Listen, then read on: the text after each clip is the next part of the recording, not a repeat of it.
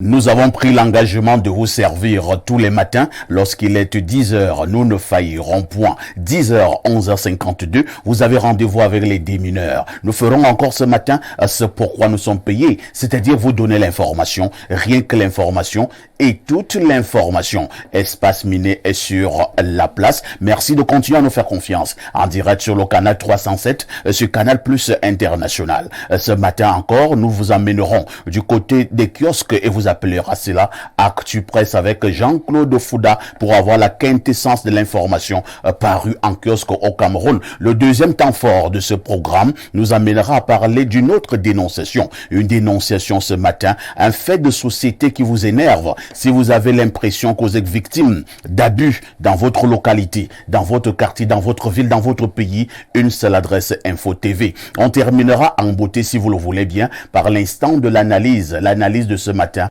nous amènera à évoquer la situation justement des pays, mais avec un ancrage sur la paix.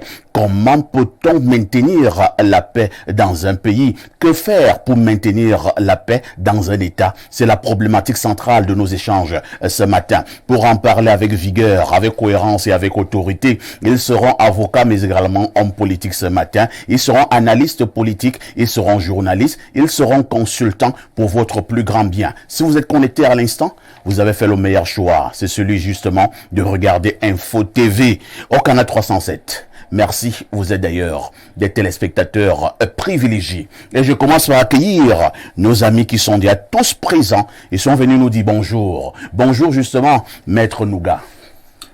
Bonjour à tout le monde. Heureux d'être là. Vous savez, c'est pas difficile, c'est pas facile un jour de semaine d'être là. Mais écoutez, comment peut-on ne pas venir quand le sac des modérateurs vous invite? Merci de m'avoir invité.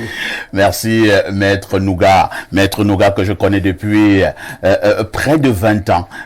Lorsque je le présente, j'aime toujours dire toute une vie dans les tribunaux. Vous avez donc compris, Maître Nouga est avocat de nom, mais également de renom. Sa compétence a dépassé les frontières camerounaises. Au-delà d'être avocat, il est également un redoutable homme politique. Merci, Maître Nouga. À côté de Maître Nouga, nous allons accueillir un vieux de la vieille. Lui, il est habitué de nos plateaux sur Info TV. Il est jeune analyste politique. Renaud Eboto, bonjour. Bonjour, parfait. Merci de me faire l'amitié de m'inviter ce matin. Je voulais dire bonjour aux habitants de la ville de Tchang. À Tchang, il y a monsieur Isomba, enseignant de lycée, qui m'a demandé de vous saluer particulièrement, monsieur le sac de modérateur. Ah bon? Oui. Monsieur Isomba, à partir de Tchang. Bonjour, monsieur l'enseignant. Et est-ce qu'il a bien débuté la rentrée scolaire, monsieur Somba? Non, c'est un monsieur très consciencieux, donc je suppose que la rentrée scolaire se passe très bien ce matin, et depuis lundi, et ce matin particulièrement.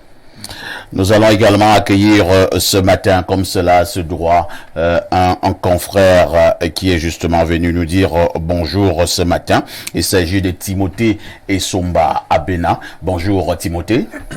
Bonjour parfait, bonjour aux copanélistes. C'est un plaisir d'être là aujourd'hui.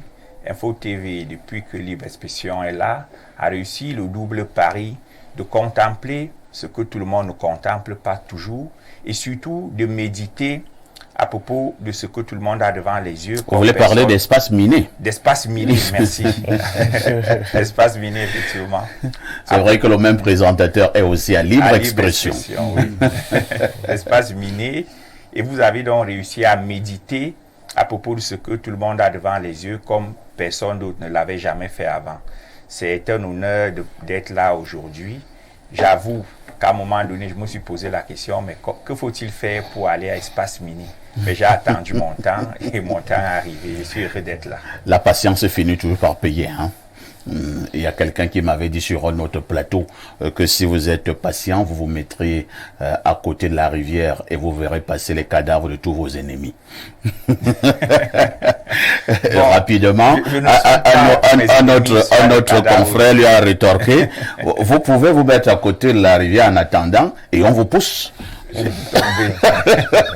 En tout cas, je souhaite le meilleur à mes ennemis. Je souhaite que Dieu leur donne la grâce de se repentir et d'être moins mauvais pour les autres. Timothée Somba Bena est donc journaliste, mais surtout patron de presse. Il est directeur de la publication La République. Son journal, c'est La République, un journal qui commence justement aussi à gagner en épaisseur. Merci d'être là ce matin. À côté de vous, nous allons accueillir, comme d'habitude, comme cela se doit, notre consultant de tout temps, mais alors de tout temps. Il est en poste comme tous les matins, le seul consultant, et qui nous restera lorsque tous les autres petits consultants auront pris la poudre d'escampette. Et Pierre Blérugne, bonjour. Bonjour, parfait. Ici, je vous ai dit hier que si j'étais dans un stade de football, je commencerais à courir. Non, mais vous savez, quand parfait ici vous introduit, s'il vous manque d'humilité, vous pouvez commencer à crier. Et puis, comme il a cet humour-là très raffiné, c'est ce qui fait le charme de ces émissions. Les gens ont souvent dit non, n'importe qui peut faire la même chose. Je l'ai dit à tout le monde, même à notre PDG, n'importe qui ne peut pas faire la même chose. Parfait a un talent particulier. Vraiment, il faut. Vous voyez, c'est pour ça que les gens suivent Espace Miné. Nous pouvons le dire aujourd'hui, nous étions sur Tour d'Horizon souvent. Il y avait plusieurs présentateurs. Tout à fait. Tout le monde se trouvait à l'aise quand c'est Parfait qui était à la présentation de ce style d'émission. Parce qu'il vous lève de vos stress, il vous balade entre le sérieux et l'humour, avec une grande maestria. Pour ceux qui connaissent son géniteur, qui est mon ami, parce que moi je suis l'ami des vieux, lui n'est pas l'ami de son géniteur, il est son fils. Monsieur et toi, c'est un tribun, un excellent parleur. Il a 85 ans. Voilà, donc je lui rends hommage. Je dis bonjour à nos millions de téléspectateurs. Je dis bonjour à mes copanélistes. Je suis fier de les avoir. Pour la plupart, je les connais, je crois pour tous d'ailleurs. Comment fait-on pour arriver à Espace Miné? Demandait l'un d'entre eux. On ne paye pas. Il n'y a pas une casse ici. On ne paye pas. Mais quand on vient, il faut se montrer talentueux pour qu'on ait envie de vous appeler à nouveau. Voilà. Sur d'autres plateaux, on paye. Oui, il faut le dire. Pour aller dans... On paye. Si on ne paye pas. Mais il faut être talentueux. Vous payez par votre talent. Quand vous arrivez, si on... Parfaitement, nous causons après, nous disons non... C'est un gars bon, hein. Et nous causons souvent. C'est comme ça que nous faisons. Il a de la pertinence. Il a de l'épaisseur. Il a de l'épaisseur. On va le rappeler. Mais si tu viens ici, tu commences à dire que les trucs là... C'est la dernière fois qu'on t'a appelé. Sache que... Là, peut-être quand Parfait sera fatigué, il a son homme demain. Jérémy peut t'appeler, on est surpris de te voir. Ce ne sera pas parfait. Donc, voilà, la citation de ce matin. La citation du jour, c'est... Là voici. N'ayez honte ni de la virginité de votre corps, ni de la pureté de votre âme. Au fond, elles vous seront toujours enviées. Tenez bon, la couronne de la gloire est pour ceux qui n'ont pas baissé l'échine. On peut reprendre. N'ayez honte ni de la virginité de votre corps, ni de la pureté de votre âme. Au fond, elles vous seront toujours enviées. Tenez bon, la couronne de la gloire est pour ceux qui n'ont pas baissé l'échine. On peut expliquer. Bien sûr. On va expliquer de manière triviale. Vous verrez que les filles qui ont déjà perdu leur virginité se moquent de celles qui sont encore vierges. Mais c'est une fausse moquerie. C'est une erreur. Non, c'est une fausse moquerie. Simplement, elles veulent que vous soyez comme elles. C'est-à-dire que vous perdiez au mauvais moment ce que vous avez de plus précieux. Il en est de même dans la vie réelle. Quand vous avez encore une pureté d'âme, quand vous êtes sur des principes, quand vous ne vous laissez pas corrompre, les corrompus donnent l'impression de se moquer de vous. Parce qu'ils disent que vous êtes faible, que vous n'avez pas de grosse voiture, vous n'avez pas ci ou ça. Mais en fait, ils vous envient. Parce que moi, je marche avec beaucoup de corrompus. Ils me demandent souvent comment tu fais pour tenir. Ça, c'est le fond de leur pensée. Mais ils peuvent être à la télé et vous pousser à dire que non, vraiment... Ne perdez pas cela. La couronne de gloire est réservée à ceux qui n'ont pas baissé l'échine. Vous voyez, l'espace, il est grand. Mais le problème, ce n'est pas l'appréciation du moment, c'est dans la durée. Est-ce que vous pouvez tenir bon dans la durée? Très bien. Voilà. Lorsque j'étais au collège Jean Tabi, on avait une religieuse qui nous donnait cours dans ces établissements confessionnels. On appelait ça EVA. les cours d'Eva, Oui. éducation à la vie et à l'amour. Et nous étions en classe 4e. Elle parlait souvent à nos camarades filles. Elle disait, pour certaines qui ont déjà perdu leur virginité, si vous avez perdu votre virginité, faites quand même un effort de sauver votre âme.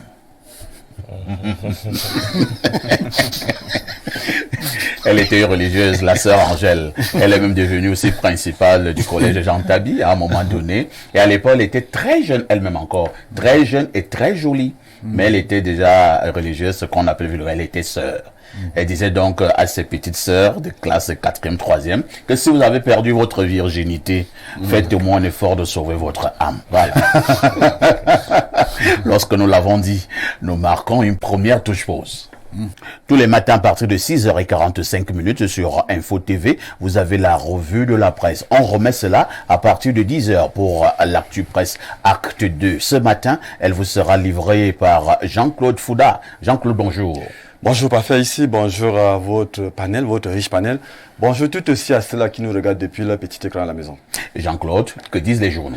La journée ce matin, Parfait ici, la deuxième sortie donc de la journée. Cette revue de presse, nous rentrons par Info Matin de Dieudonné 20 qui nous campe là sur le MINFOPRA, le ministère de la fonction publique et de la réforme administrative. Joseph Lé prescrit des valeurs cardinales, c'est le titre choisi ce matin par le journal Info Matin. C'était au cours de la double cérémonie d'installation des responsables nouvellement promus et du port des médailles à titre exceptionnel que le ci-devant directeur adjoint du cabinet civil a présidé le 5 septembre donc à Yaoundé. L'ancien journaliste les a par ailleurs exhortés à se mettre immédiatement au travail et relever des défis pressants. C'est donc à lire en page 3 du journal Info Matin que nous quittons pour retrouver donc Repère. Repère nous renvoie donc à la prévention des conflits. Paul Biya crée un centre de veille stratégique. De quoi est-ce qu'il s'agit? Il faut parcourir donc les colonnes de Repère pour en savoir davantage. Toujours est-il qu'il s'agit que c'est pas le décret numéro 2 de 2023/399 du 4 septembre 2023 que le président de la République décide de la création de l'école de formation aux opérations donc de maintien de la paix. Le même texte définit également les modalités d'organisation et de fonctionnement de la dite structure qui sera donc toute basée à Moutieboum, département du Haut-Nyon, et c'est donc dans la région de l'Est. C'est donc contenu en page 2 du journal Repère. Nous poursuivons avec le Soir Triebdo. Le Soir Triebdo nous ramène sur Henri Eyebe Aïssi et la grande vitrine. Le sapeur-pompier légaliste et poursuivre, tout comme ceux qui sont chargés d'éteindre le feu lors des incendies. Le ministre des Domaines, du Cadastre et des Affaires foncières au Cameroun est donc confondu à un pyromane. Vous en saurez certainement davantage en parcourant les colonnes de Le Soir Triebdo de ce jour. Extrême Nord, 200 attaques de Boko Haram en un an. C'est donc le titre choisi par Émergence ce jour. La Commission des droits de l'homme au Cameroun fait donc un bilan exhaustif de ces attaques que vous lirez en page 3 du journal Le du Sahel de ce jour. S'ouvre sur Mayo Moscota où 4 personnes tuées dans des attaques de Boko Haram. Nous poursuivons avec le message de le messager de ce jour qui parle donc des crises anglophones. La chute du faucon, c'est donc un point d'interrogation à ce titre donc choisi, présenté sur le journal comme l'un des principaux financiers du mouvement sécessionniste dans les régions du nord-ouest et du sud-est. Eric Tato a été donc arrêté hier aux États-Unis. Vous pourrez d'ailleurs apprécier la posture justement de celui-là qui est donc présenté comme l'un des principaux financiers en posture donc sur la vitrine. C'est à lire en page 3. L'information donc on continue avec la République de ce jour qui revient sur la coopération sommet africain sur le climat. Ngala Bibé au nord, l'eau au Cameroun. C'est donc précise le journal prenant part sur très hautes instructions du président de la République, son Excellence Paul Biya, à ces importantes assises climatiques continentales tenues à Nairobi au Kenya du 4 au 6 septembre 2023. Le ministre des Transports a supporté la voix du Cameroun. Continue le journal fort de ses acquis en tant que président de la conférence ministérielle africaine sur la météorologie. La déclaration de haut niveau faite par Jean-Ernest Massinangale Bibé, l'émissaire du chef de l'État, a rehaussé l'intérêt, l'éclat et la qualité de la session dédiée au lancement du plan d'action de l'initiative de fourniture des alertes donc précoces pour tous en Afrique. C'est donc à lire dans le journal La République. Nous poursuivons donc cette deuxième sortie avec l'expression économique pour parler un peu d'économie.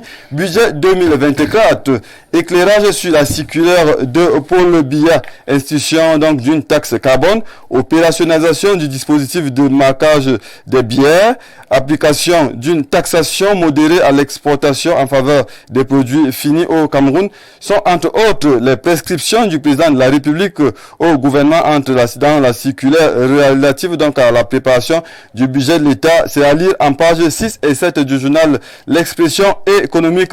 Nous retrouvons le minier de ce jour. Parle tout aussi de Paul Biya, mais cette fois il s'agit de révolution minière. Paul Biya fixe le cap. Fou Callisto Gentry implémente. C'est à lire donc dans le journal Le Minier. Nous poursuivons avec Eco Matin. Eco Matin parle de crédit à l'économie, dépôt total, bilan, résultat net. Il parle de la Banque Atlantique qui réalise donc la meilleure progression sur le marché bancaire camerounais. Capital Info, lui, revient sur la rentrée scolaire 2023-2024 avec le sans faute du gouvernement. Le retour précise le journal des classes pour les élèves de la maternelle et du primaire sur l'étendue du territoire national. C'est fait ce lundi donc sans incident véritable. Ce succès est lié à l'efficacité du ministre professeur Laurent Serge Etundingwa qui veille au grand sur les très hautes instructions du chef de l'État en matière de l'éducation de base. Le drapeau, et c'est là que nous sortirons de cette revue, le drapeau lui préfère plutôt braquer ses projecteurs sur enfants portés disparus. Le phénomène, précise le journal, persiste donc. Le phénomène devient inquiétant. C'est la grande vitrine choisie donc par le journal Le Drapeau. Le phénomène des enfants portés disparus est de plus en plus inquiétant dans nos villes. Chaque jour, de nouveaux cas donc sont signalés, amplifiés par les réseaux sociaux. Des jeunes comme Ongene, Tama, Aline, Wanji, Ngomeni, Franck, Nicole et Topi sont introuvables depuis donc des semaines. C'est à retrouver donc en page 6 du journal Le Drapeau. Et c'est à ce niveau, parfois ici, que nous mettons donc un thème à cette deuxième sortie de la journée en ce qui concerne la revue de presse, tout en rappelant à toute fin utile à ceux-là qui veulent donc consommer de l'information et de la bonne, de ne pas rester de simples titologues. Il faut aller auprès de ces kiosques à journaux là, acheter le journal qui ne coûte que 400 francs. On aura contribué par là à aider ces directeurs de publication qui ont déjà assez de mal comme ça à produire de l'information et de la bonne. Parfait ici. Merci Jean-Claude pour cette quintessence de l'information parue en kiosque au Cameroun. Vous ne partez pas, c'est pour nous donner le fait saillant qui attirera notre attention ce soir aux 19h et aux 20h.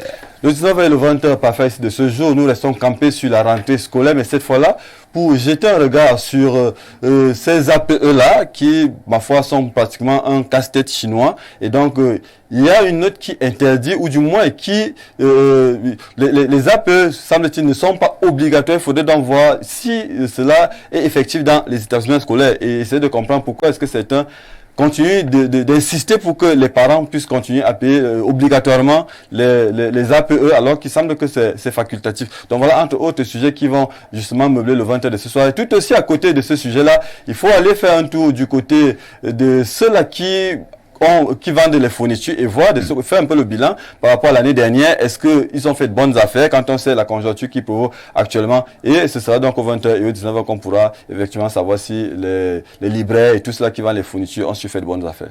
Jean-Claude, l'affaire ici. À demain 10h. Bonne émission à vous.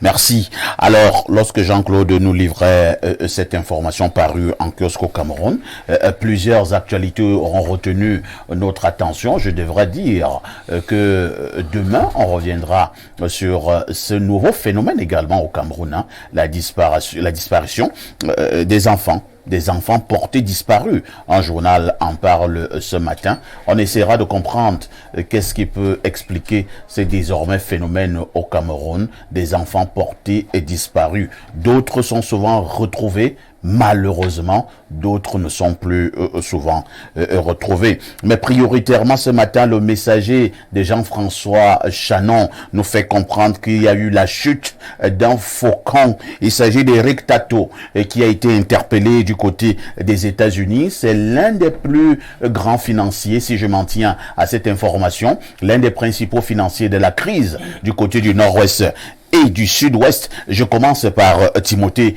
Essomba Abena. On a également aussi vu votre journal, hein, La République. On en parlera tout à l'heure. Mais parle d'abord du journal de ton confrère. La chute du faucon. Bonne nouvelle pour le Cameroun?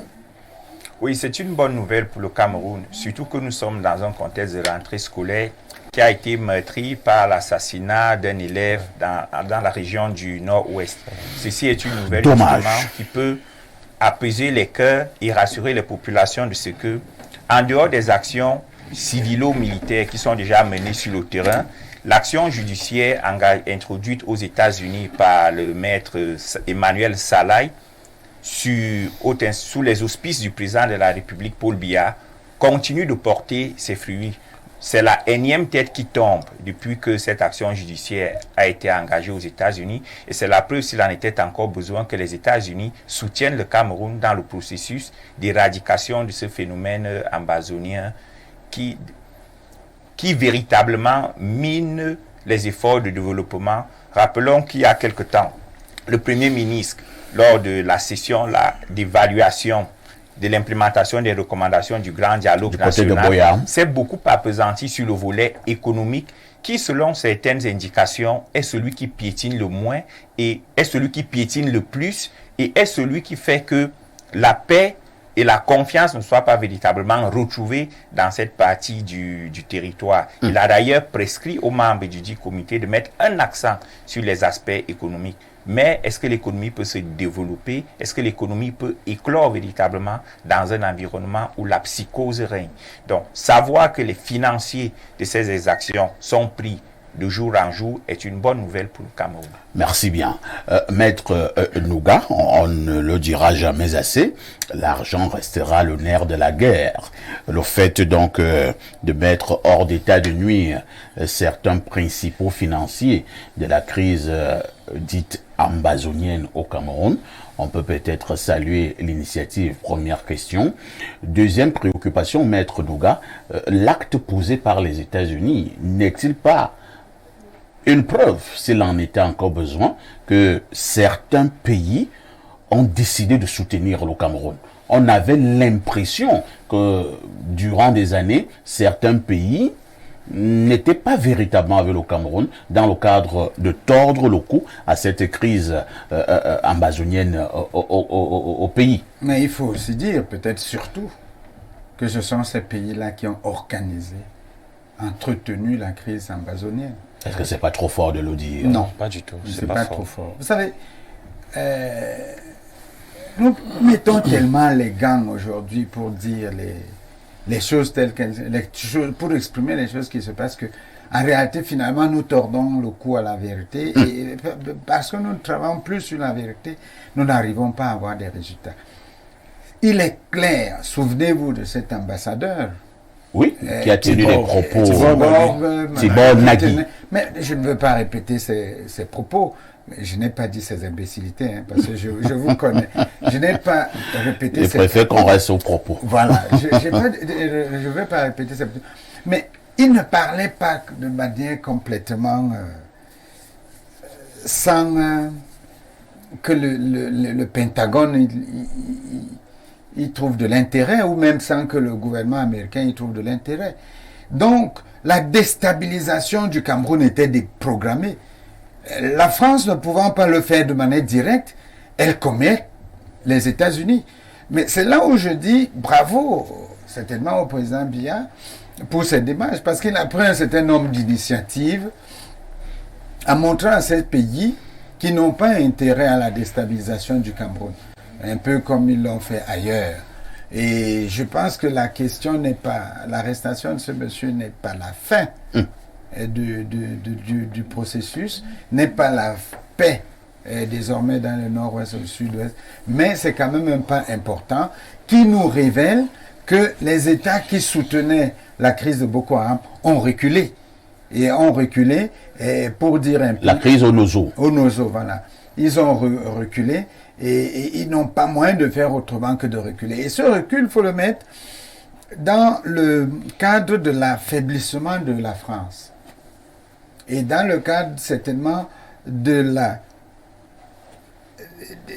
dissension qui existe de plus en plus entre l'Europe et les États-Unis.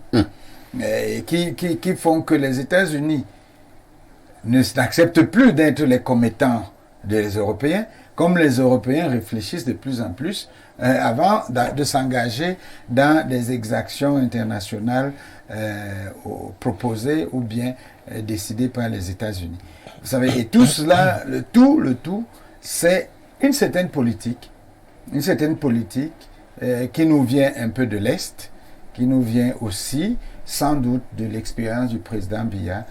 Bon, écoute, vous savez bien que je ne suis pas son ami politique. Encore moins mais biaïste. Il faut quand même, je ne suis pas un biaïste ni un RDPciste, mais il faut quand même dire que le président Biya, surtout, sa longue présence sur la scène internationale, lui a donné des capacités évidentes qui lui permettent de pouvoir régler des problèmes nationaux au profit de toute la nation.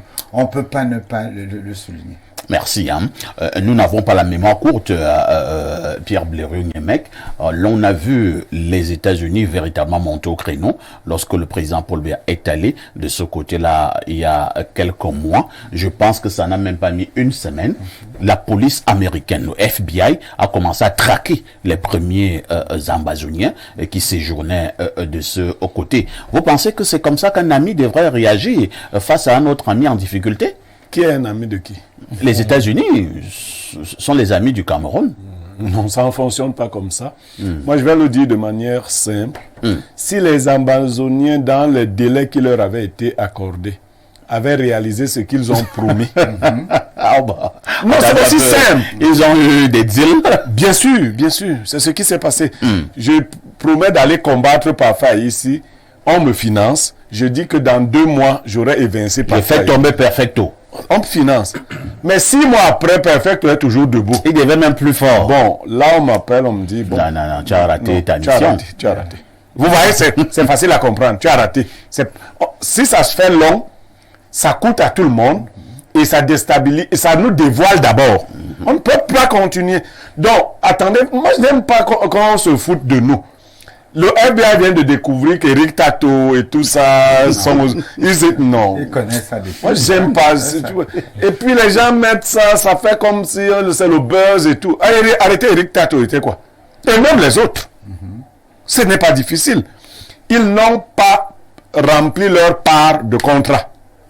Et le président Paul Biya, qui est un félin, a proposé autre chose. Donc, vous faites ce que vous voulez faire là. Déjà, ça ne va pas marcher. Parce qu'en fait, il faut savoir que les États-Unis n'ont pas une très bonne maîtrise du Cameroun. Oui. Les États-Unis ont une connaissance sous-couverte. C'est-à-dire, c'est la France qui elle-même connaît de moins en moins le Cameroun. Parce que c'est un peu ça le jeu de Paul Biya. Paul Biya a fait que la France elle-même ne connaisse plus bien le Cameroun. Donc, quand la France ourdit des choses là-bas, ce n'est pas exactement la réalité camerounaise. Et voyez-vous, c'est elle qui transfère aux États-Unis ses idées du Cameroun. Celui qui connaît le Cameroun ne peut pas envisager que nos frères de Nozo peuvent faire une guerre et prendre tout le Cameroun et devenir... Attendez, c'est totalement... Vous voyez un peu. À la limite, s'ils sont trop forts, ils peuvent couper le Cameroun en 2, s'ils sont trop forts. Mais à l'idée qu'on peut engager une guerre au Nozo et prendre le Cameroun entier, parfois ici, c'est pas faisable. Même à pied, on marche là-bas, chacun porte 2 personnes, on rentre. Donc, il fallait... on leur avait pas dit tout ça. Ce n'était donc pas possible. Maintenant que les États-Unis ont compris, parce que les États-Unis, eux, ils ont l'avantage de se réajuster très vite. C'est pour ça qu'ils sont la première puissance. Ils se réajustent, ils disent non, ça ne marche pas là-bas. De point de vue diplomatique... Il faut qu'on revoie nos positions. Mais ils se sont entêtés en Afghanistan, non? Ça n'a pas été facile. Ils se sont entêtés par honte de repartir. Mais finalement, ils sont repartis. Ça ne marche pas comme ça. Donc, voilà ce qui s'est passé. Maintenant, en interne, c'est nous qui pouvons mettre fin à cette guerre. Et nous devons mettre fin à cette guerre. Nos frères qui se sont égarés, il faut les rappeler. Les gens qui tiennent les discours, je vous assure, on ne négocie pas, c'est des menteurs. Mais Blériot, on a appelé ses frères lors du grand dialogue national. Je vous par avais déjà exemple. répondu. Attendez. Lors du grand dialogue national, par exemple, on a appelé ses frères. On a mis sur pied toute une commission pour pouvoir les ramener. Comment on appelle encore la commission? La DDR. Voilà, la DDR, et ainsi de suite. Vous ne pouvez pas dire que le gouvernement de la République n'a pas montré une certaine volonté de ramener ses frères à la raison. La chance que j'ai, c'est que moi, je ne suis pas politicien. Moi non plus. Donc, moi, les discours politiciens, on a montré... Non, ce gouvernement n'a jamais montré... D'ailleurs, il fonctionne sur un principe, ne jamais montrer des signes de faiblesse. C'est l'autorité de l'État, selon ce gouvernement, veut dire ne pas négocier, sinon sur la forme. Il n'a même jamais reconnu ses erreurs, sinon en des termes vagues, du genre... Toute œuvre humaine est perfectible. Non. Non. Voilà des choses. Il y a une situation réelle de vie. Si on veut la résoudre, on sait comment la résoudre. On préfère entourlouper dans des termes, comme on parle bien français. Non, c'est pas de ça. Le plus illustre de ces gens-là était en prison pendant que le dialogue se tenait, n'est-ce pas? Mais regardez les résolutions de tous les grands conflits du monde. On va souvent prendre le grand maître en prison, on le libère, ça apaise les tensions. Beaucoup de gens qui sont des va-t-en-guerre, qui tirent profit de cette guerre, on dit au chef de l'État, non, on va montrer des signes de faiblesse. Ayok Tabia qui? Pourquoi si ça peut calmer ses partisans, vous savez combien de personnes sont mortes après le grand dialogue? Vous le savez parce que vous êtes un journaliste les gens meurent comme ça et les gens, eux, ils sont assis sur leur plateau de télévision ou n'importe où. On ne peut pas reculer, on ne peut pas monter. S'ils étaient du Nozo, ils ne parleraient pas comme ça. Et ceux qui sont du Nozo, qui osent parler comme ça, ont oublié le village. Ils ne mettront plus jamais les pieds là-bas. Faut donc pas rester là en ville, tu te gargarises, on ne peut pas montrer. Beaucoup de journalistes qui ont écrit ces choses. Nous avons été victimes d'une légère coupure d'électricité. Je pense que tout est redevenu à la normale avec notre générateur. C'est Blériot qui chutait. Je pense que Blériot a chuté. Non, mais j'avais chuté dans le vide. Chuté donc maintenant dans l'éclairage. Non, quand vous chutez dans le vide, la chute, c'est ce qu'on appelle la chute libre. Chute libre, sans vitesse initiale. Chuté donc véritablement. Alors, non, véritablement, la question du Nozo, personnellement, me préoccupe. Vous savez, je me comporte comme un vrai père d'enfant sur cette question-là. Et j'aime que nous tous, quand nous parlons de cette question, que nous ayons en tête la posture de père d'enfant. Et moi, j'ai ce privilège d'être père d'enfant de plusieurs femmes. Je sais comment on gère la polygamie. Très bien. Donc, quand vous avez une question sérieuse, je peux pas, mes premiers enfants ne peuvent pas avoir fait des bêtises. Et la femme du second lit vient me dire, non, il faut chasser tous ces enfants-là. Quand les enfants dérangent, il faut les chasser. Je vais lui poser la question suivante. Est-ce que le moment venu, quand tes enfants on devrait aussi les chasser? Est-ce qu'on va aussi les déranger? Vous savez ce qu'elle va me dire? Mes enfants ne sont pas comme ça. Mais les autres n'étaient pas comme ça. Vous comprenez? Donc, on a dans des pays aujourd'hui beaucoup de chefs d'État et autres, surtout en Occident, qui n'ont pas d'enfants et qui ne se soucient même pas d'avoir d'enfants. Ça, c'est une question qu'il faut adresser. Je crois que désormais, on va essayer de voir. Le Gabon est en train d'imaginer que désormais, le président au Gabon devra être de père et de mère gabonais. Il devra épouser une Gabonaise. Vous pensez que c'est... Parce que les gens vont nous épouser des Françaises, ceci, cela. Ils prennent des nationalités. Finalement, tu es Camerounais ou tu es Gabonais, et puis on te donne les idées de la France, tu es Ivoirien, ta femme est, je ne sais pas, Burkina. Non, il faut que les gens aiment leur nation, comme ils aiment leurs propres enfants. On ne tue pas ces enfants parce que non, ils se sont égarés. Si les enfants prennent les armes, les parents les neutralisent et leur disent, bon, on revient en course. Tous ces enfants sont nos enfants. Tous. Merci bien. On va passer la parole à Renaud et Boto. Renaud et Boto, je pense que ce que les États-Unis sont en train de faire depuis quelques mois, en traquant ces ambazoniens redoutables, surtout les principaux financiers.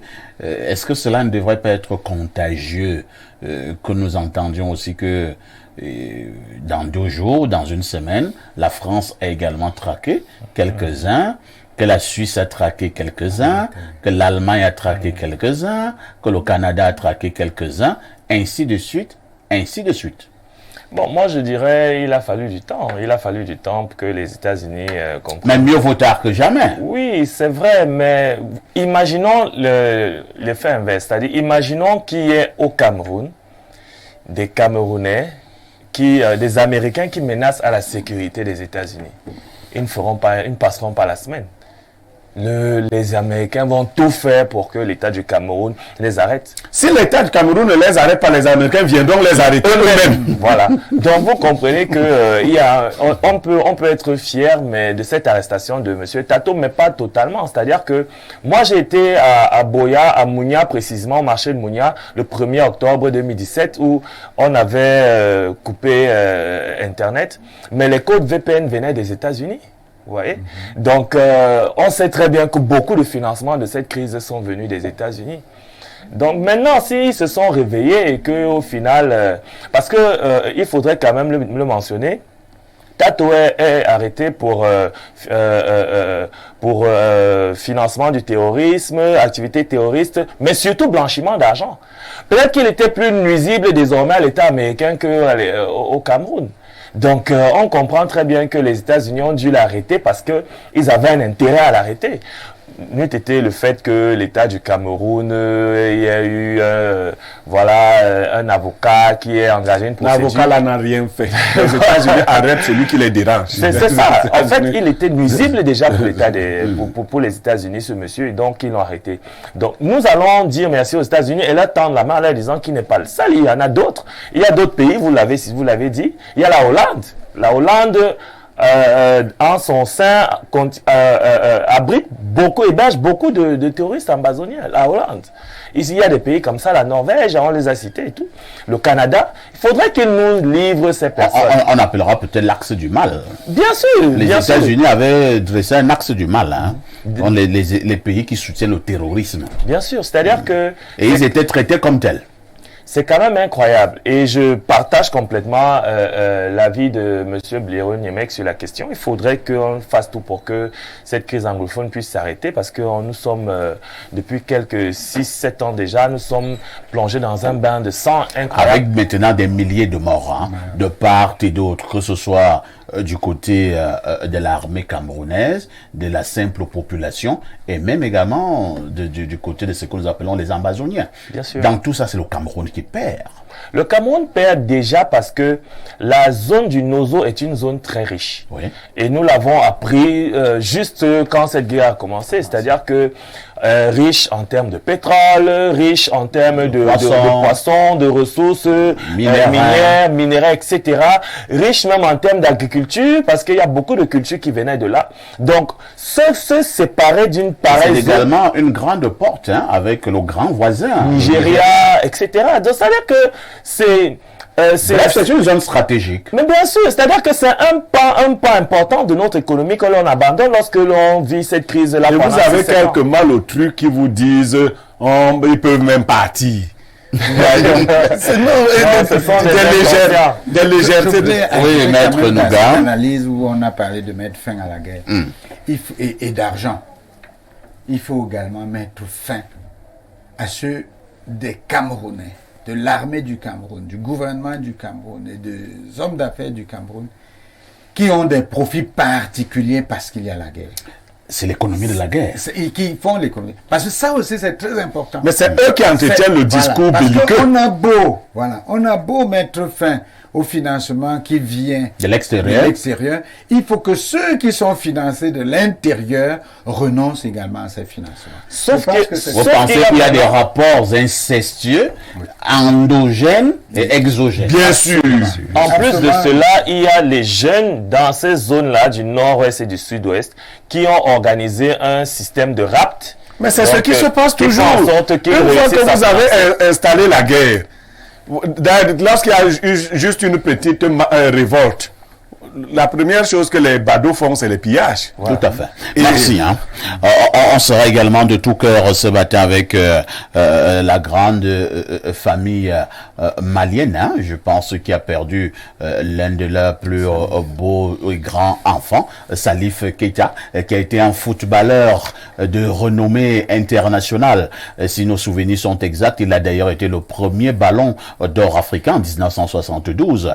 Salif Keita a également été de ces Africains qui ont ébloui à cette époque-là les stades occidentaux du côté de la France avec Valence, Saint-Étienne, sans oublier Marseille.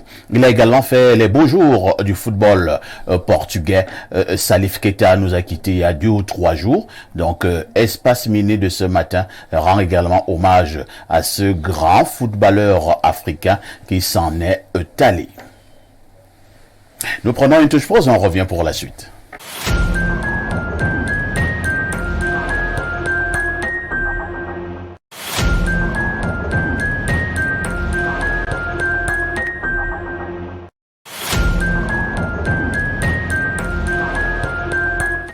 La dénonciation de ce jour est l'œuvre de Pierre Blériot-Niemek. La dénonciation de ce jour, je porte la voix de Joseph-Antoine Bell. C'est... Alors, depuis... Joseph-Antoine Bell a un souci, il est malade, il est interné. Bien sûr, vous...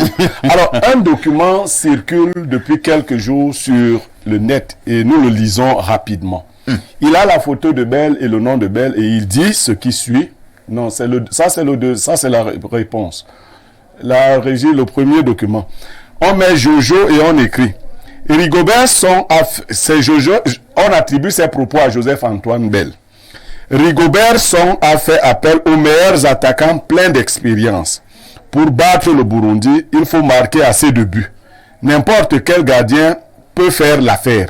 Arrêtez de vanter ce qui n'existe pas. En 1982, aucun de ceux qui sont là, de ceux-là qui battaient le Pérou, etc., en Coupe du Monde, n'était professionnel. Jouer en 3e ou en 4e division ne fait d'un gardien un moindre. Grand gardien, c'est un encouragement, pas une certitude. Il y a de bons gardiens, même dans nos quartiers, qui peuvent opérer des miracles. Le meilleur gardien prend l'audace chez ses attaquants, qui marquent assez de buts et qui qu'il sache garder la cage. Ne mélangez pas vos intrigues dans les choses des autres. Laissez le football aux footballeurs. Voilà ce texte qu'on attribue à Joseph-Antoine Bell. Et aujourd'hui, à 7h41, je le lui envoie. Je dis bonjour, Sa Majesté. Ça circule abondamment et j'ai voulu me rassurer de son exactitude. À 7h54, il me répond. Puis-je parler comme ça? Une langue et des idées désordonnées. Les auteurs doivent être aux abois pour se sentir obligés de m'attribuer des propos aux antipodes de ce que je peux penser ou représenter. Comment puis-je dénigrer le poste de gardien, moi, le meilleur du siècle dernier en Afrique? Dénonce ces apprentis sorciers aux abois. La suite, elle est plus... Et le deuxième texte qui vient donc, c'est le suivant. Joseph-Antoine Bell réagit à nouveau et il dit ce qui suit lui-même après qu'on a échangé.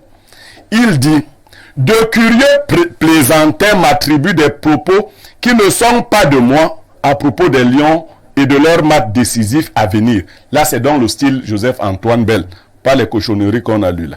Ainsi donc, je dénigrerai le poste qui fut le mien toute ma carrière durant. Il faut vraiment avoir de l'imagination fertile pour inventer de telles âneries. Et vous savez, quand je dis que je porte sa voix, il est occupé par la session de l'ONIES ce matin. Mais il a réagi rapidement quand même sur sa page pour dire que ses propos n'étaient pas de lui. Dans mon développement, lorsque je devrais intervenir dans la dénonciation pour expliquer ma part de vérité, je vais indiquer les relations qui existent entre Joseph-Antoine Bell et moi. Très bien. Merci.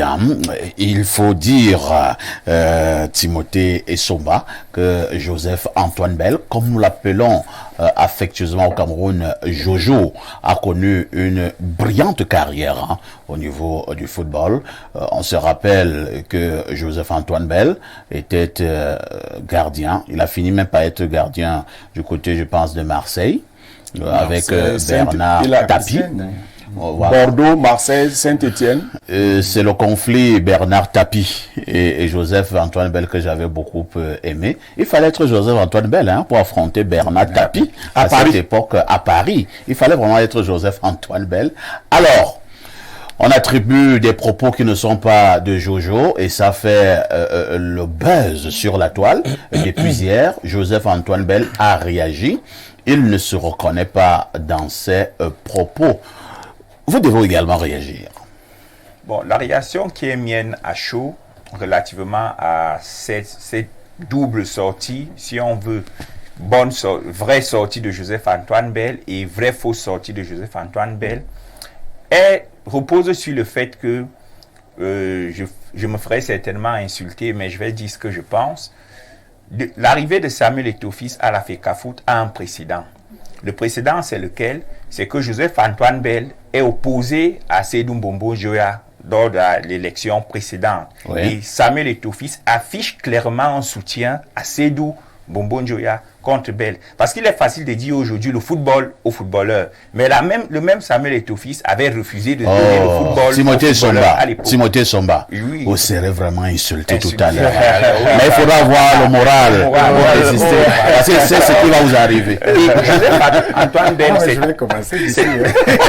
c'est un esprit libre qui a toujours brillé par des propos d'un certain niveau d'objectivité. Ces propos ont souvent d'ailleurs été érigés en référence par des chaînes même au-delà du Cameroun. Il a été consultant à Canal+. Donc c'est une voix qui parle d'autorité. Maintenant, dans un contexte où, pour être rapide, Eto'o-Fils arrive avec la FECAFOOT, arrive à la FECAFOOT avec des attitudes clivantes qui ont réussi à diviser les Camerounais au point de faire moi j'ai quand même un problème. C'est-à-dire, où est-ce que vous trouvez le lien, le rapport entre la sortie de Jojo et maintenant de Samuel Eto'o-Fils? Est-ce que vous ne faites pas comme dans l'amalgame là? Vous voyez Samuel Eto'o même dans vos rêves. Je construis un argument. C'est Samuel Eto'o qui a écrit ce fait? Laissez-moi chuter. Je construis une idée que je développe.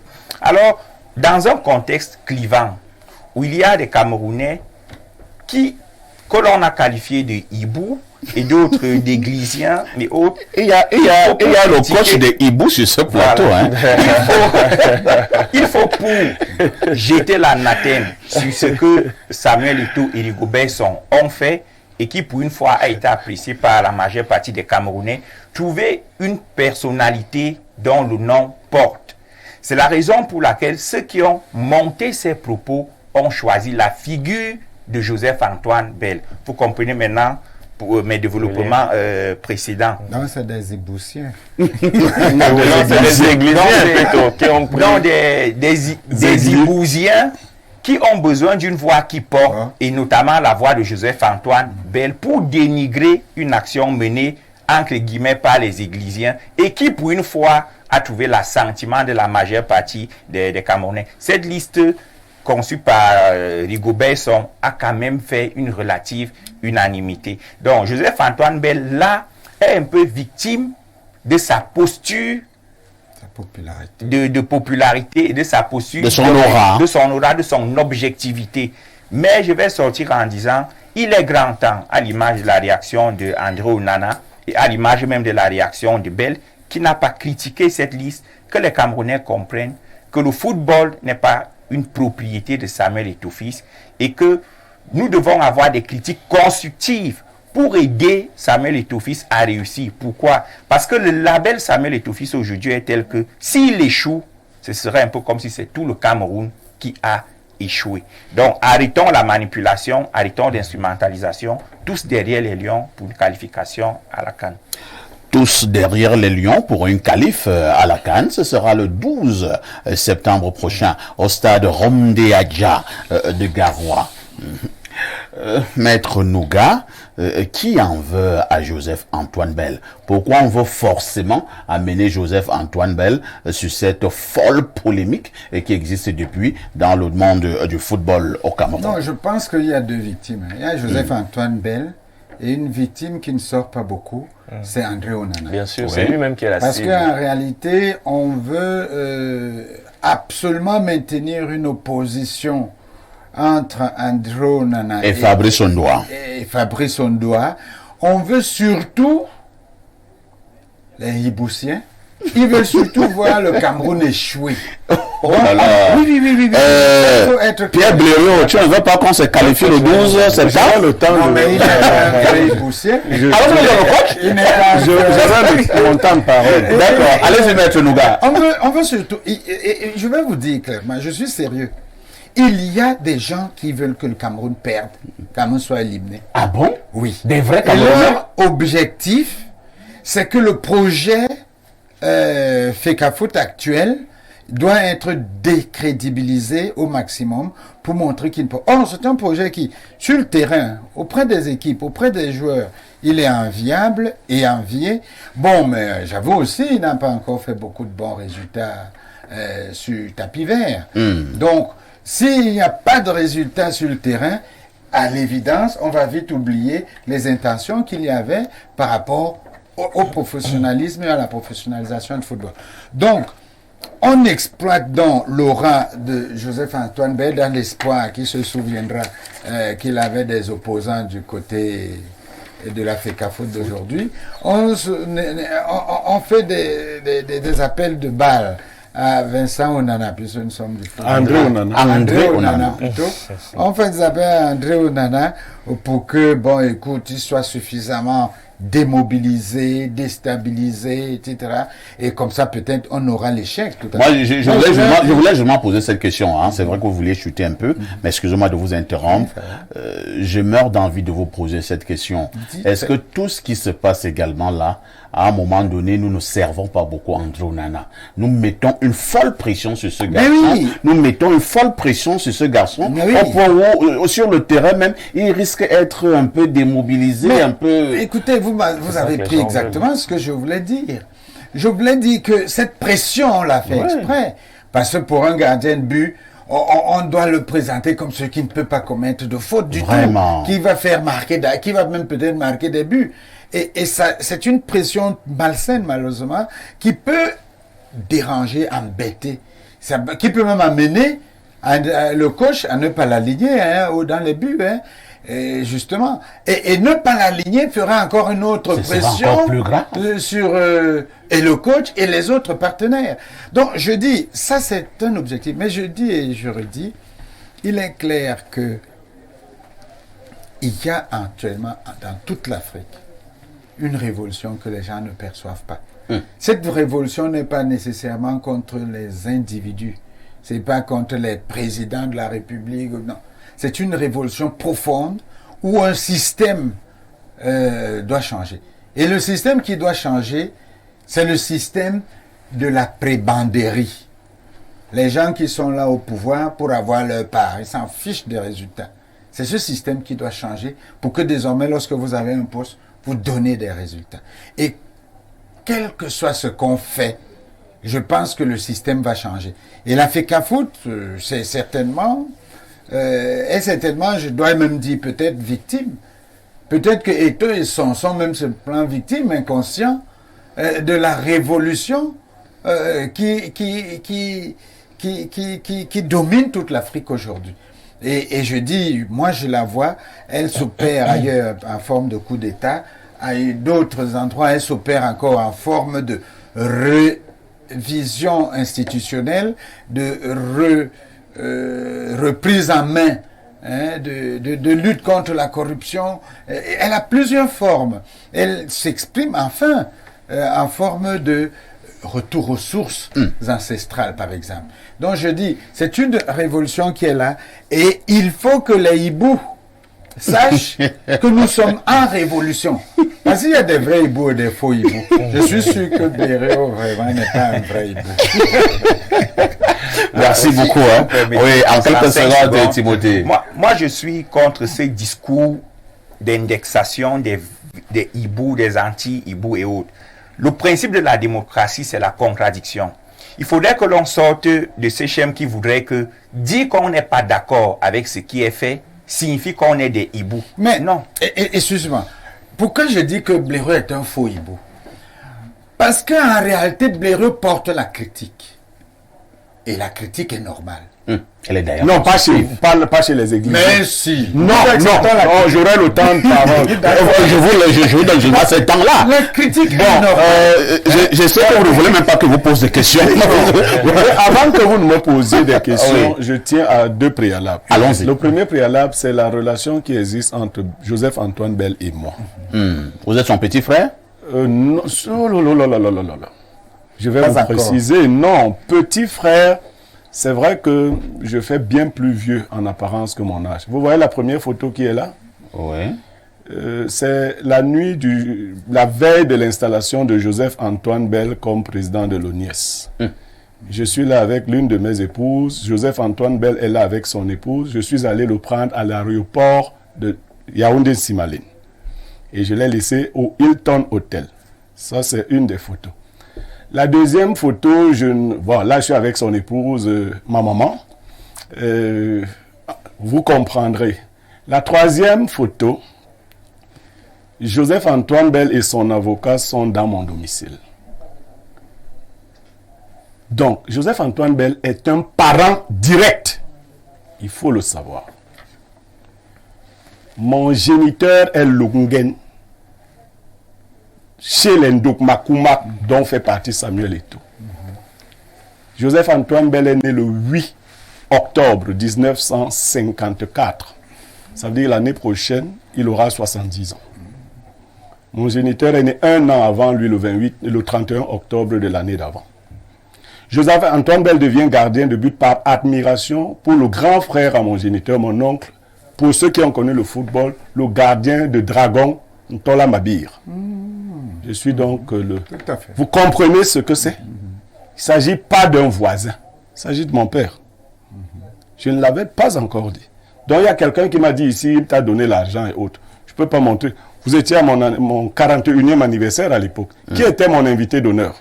Joseph-Antoine Bell. Voilà, donc il faut que... Et j'étais Et l'impresario. vous en étiez l'impresario. Je dois dire que c'était un anniversaire de rêve. Parce que quand vous entendez que j'étais impresario à un anniversaire, il faut d'abord voir il s'agit de quel genre d'anniversaire. Alors, donc, quand j'ai planté ce décor, je crois qu'on n'en dira pas plus pour que ceux qui ne bien. savent pas qui nous sommes. Cela a été dit. Quand Maintenant, revenons à la dénonciation de À ce la jour. dénonciation, je construis ma personnalité autour de 2 faits majeurs quand je suis enfant. J'aime la musique et j'apprécie Joseph-Antoine Bell. Et je suis un enfant naturel. Parfait, ici ma mère chante très mal.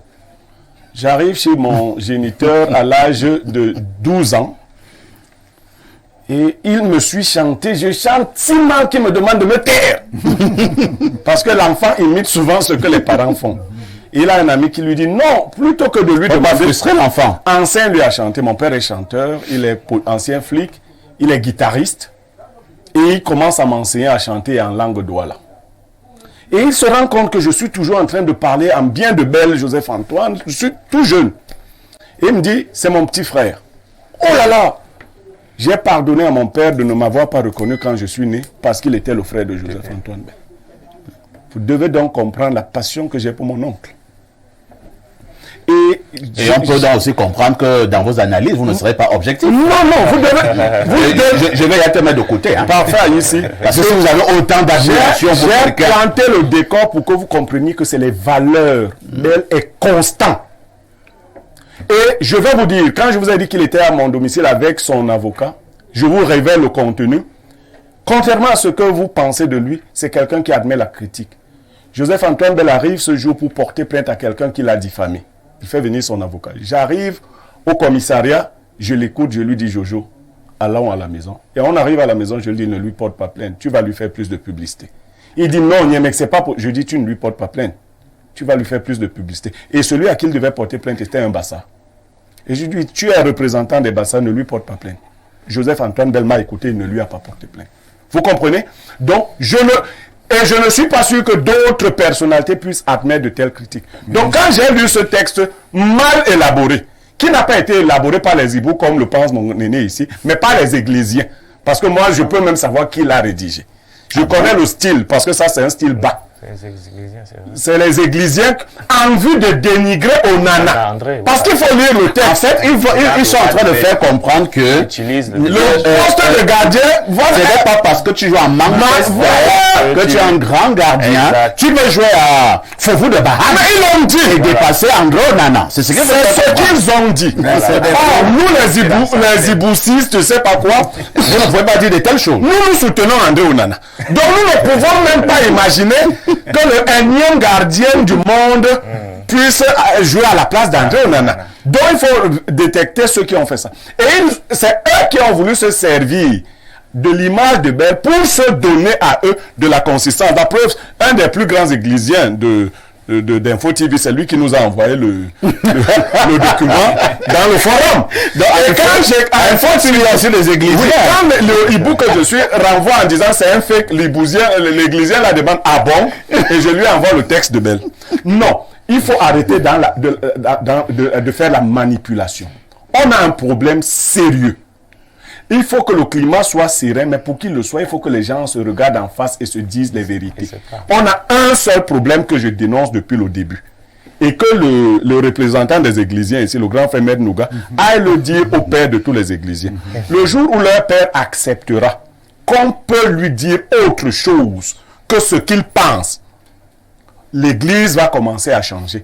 Mais si c'est comme dans l'Église catholique où j'avais levé le doigt en 87, en Vogada, on m'a demandé de baisser le doigt, qu'on ne pose pas les questions à l'église. Je suis sorti de l'église jusqu'aujourd'hui.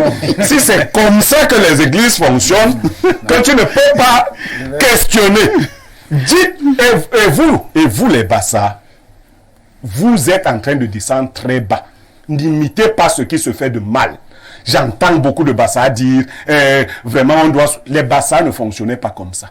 Le type qui est la plus grande figure des Bassa, Ruben Oumiobe, avait fait un bureau de 12, où il n'y avait que 3 Bassa. Voilà les Upétis, il n'y avait que 3 Bassa. Et ils n'étaient pas là parce qu'ils étaient Bassa, ils étaient là du fait de leur mérite.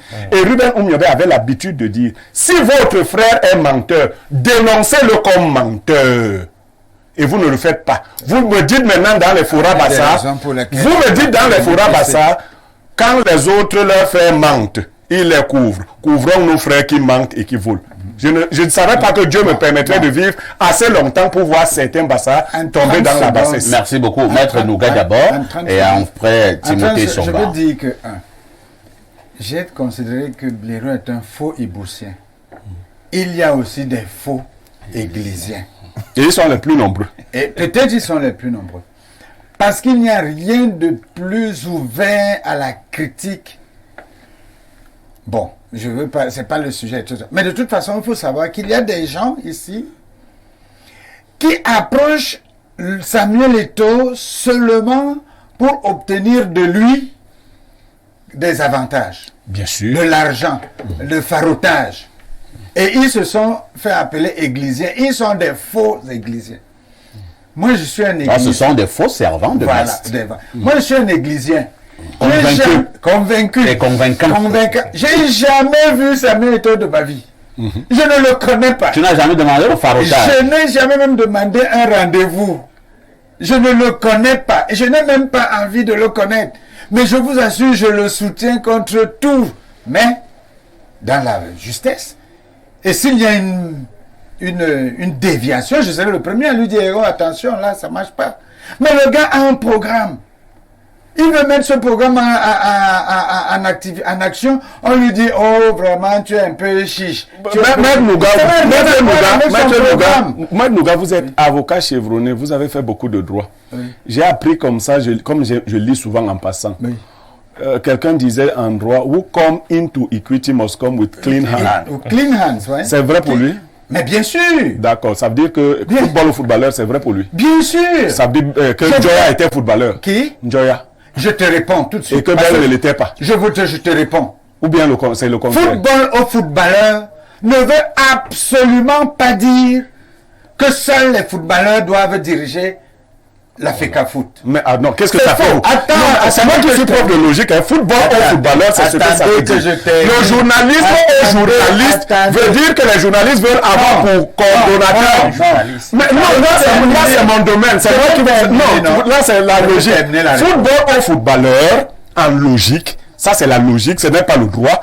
Ça veut dire que les choses des footballeurs doivent être dirigées par les footballeurs. Ça c'est en logique, c'est ça qui est vrai. Je voulais vous dire. C'est ça qui est vrai, ça c'est la logique. Football au footballeur veut dire que c'est quand c'est ça que c'est footballeur. Je termine très rapidement. Oui, terminez rapidement. Veut dire la secrétaire de Samuel Eto'o ne sera pas un footballeur.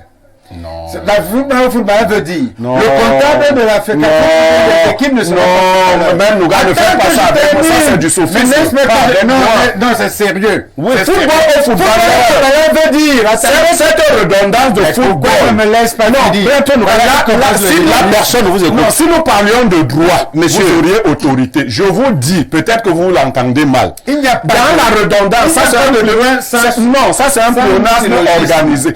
Football au football. S'il vous plaît. Football, est-ce qu'elle peut parler? Oui, parfait ici. Moi, j'ai l'habitude d'écouter la rediffusion le soir. Oui. Quand vous faites ce que vous faites là, les téléspectateurs ne comprennent plus rien. Oui. C'est mieux que quelqu'un parle, l'autre souffre de l'écouter, oui, et il reprend la parole, et là, les téléspectateurs comprennent. Alors, il ne va pas souffrir longtemps, parce que je n'aurai pour que pour 30 secondes. Mais j'aurais mal quand même. Oui. Allez-y. Football au footballeur en logique ne veut pas dire que la secrétaire de Samuel Eto'o sera secrétaire footballeur. Oui. Ne veut pas dire que le comptable sera footballeur. Ne veut pas dire même que le président est nécessairement un footballeur. Qu'est-ce que ça veut dire? Football au footballeur veut dire qu'une économie du football existe et que ceux qui produisent cette économie en jouissent prioritairement. Et qui profite de cette économie? Les footballeurs, les encadreurs de footballeurs, les conseillers de footballeurs, les etc. de footballeurs, etc. etc. Il n'est pas question. Vous m'avez promis de ne pas me faire souffrir longtemps. Mais je n'ai pas fini. D'accord, allez-y. Il n'est pas question. Il n'est pas question que les recettes du football servent à des hommes d'affaires qui ne les injectent pas dans le football. Il n'est pas question que les recettes du football forment à des membres du gouvernement qui ne les réinjectent pas dans le football. C'est compris, maître Nougat. Voilà un football au footballeur. On a compris, j'ai un problème de temps. Maintenant, Blaireau réagit aussi et on lira les messages. Parfait, ici. Déjà, une première erreur de logique et de réalité. Le football ne commence pas avec les footballeurs. Ça, il faut le savoir. Et donc, on va faire un raisonnement par analogie. C'est comme ça qu'on appelle ça en logique. Quand les musiciens ont dit la musique aux musiciens, qu'est-ce que ça signifiait? Les autres peuvent nous aider. C'est-à-dire qu'ils ont estimé que la musique était gérée par de non-musiciens qui avaient peut-être des qualifications académiques, n'est-ce pas? Ils ont créé un organe et ils ont dit désormais, c'est un musicien qui va gérer la musique. Est-ce que c'est pas ce qui se passe au Cameroun depuis lors? C'est bien ce qui se passe. Ça. Alors, cette redondance, ce pléonasme que vous voyez, football au footballeur, ça veut dire en clair et en logique analytique que les footballeurs disent que nous ne sommes pas si bêtes que ça pour pouvoir nous gérer nous-mêmes. Et l'auteur de ce texte-là a dit que cette loi ne valait que pour lui, qu'elle commençait avant lui, pas après, avec lui, pas avant lui. C'est-à-dire avant lui, Njoya qui ne sait pas jongler. Si tu lances le ballon comme ça, Njoya ne peut pas jongler. Happy, maître Happy ne sait pas jongler. Tu lances comme ça tape, ça tombe. Eux, ils n'étaient pas des footballeurs, mais étaient l'ami d'un footballeur. Football aux amis du footballeur avant le footballeur. C'est quand le footballeur, l'unique, arrive, que ça devient donc football au footballeur. Merci beaucoup. Et après lui, la preuve, vous savez que Ndjita a tenté de dire quelque chose. Vous savez ce que les églisiens lui ont dit? Ils l'ont asséné d'injures et lui ont rappelé qu'il n'a jamais rien fait de grand dans sa vie. Merci beaucoup. Non, s'il vous plaît. Je vais lire les messages, vraiment. Parce que là, on n'en sortira pas. Bonjour, le grand modérateur, et à votre riche panel. Merci aux consultants d'avoir porté la voix de Bel Antoine. Cependant, le raisonnement du journaliste d'épée de la République est quelque peu critiquable. C'est vrai qu'il est arrivé à une bonne conclusion, mais ses prémices et axiomes n'avaient pas lieu d'être. Oui, il y a division autour du football au Cameroun. Cameroun aujourd'hui, il n'y a pas vraiment de résultats, mais ça ne résulte des attitudes de Samuel Eto'o qu'il qualifie de clivantes. Moi, en tant que fidèle téléspectateur, je n'ai pas toléré ce raisonnement. Aussi, les appellations Ibu FC ou Églisien sont la traduction d'un faible de l'esprit. C'est Fabien de Marois qui envoie le message. Nous allons prendre d'autres préoccupations ce matin. Bonjour parfait, Blériot a raison. Mais seulement, je dois aussi vous dire que Onana est un enfant de Eto'o, sorti de la Fundesport. Arrêtons d'écouter les manipulations. Mais j'ai dit aussi à Blériot qu'il ne connaît pas assez Eto'o, sauf si je me trompe. Mais pourquoi ne pas se reprocher, il voulait dire se rapprocher de lui pour essayer de le comprendre. Nous, on veut le changement partout et en tout. Pour moi, ces débats n'ont pas de sens. C'est Raphaël Lom Basso, fils de Ngorli Touba. Merci. Autre message ce matin. Plus de messages, hein. Et il commence en disant, lisez mon message, s'il vous plaît. Je vais dans le lire. Bonjour, parfait. Ton consultant n'est pas objectif. On dirait une jalousie. Un règlement de compte sur la personne d'Eto'o. Franchement, ça donne... Bon, oui, je vais pas dire ça à la télé. Oui, parfait. Non, je peux pas lire. Et dit belle émission. D'accord. Autre message ce jour. Bonjour. Quelqu'un dit oh, il y a un mec, on ne sait pas ce que ça veut dire. Hein. Bonjour cher Perfecto, vraiment ton émission est super édifiante. Tu commences à écrire en français, maintenant tu vires en anglais. Monsieur Mouta Amen Matati. Autre message ce jour. Bonjour parfait. Aidez-moi à dire bonjour au pape Eto'o. Eto'o réussira contre tous les hiboux.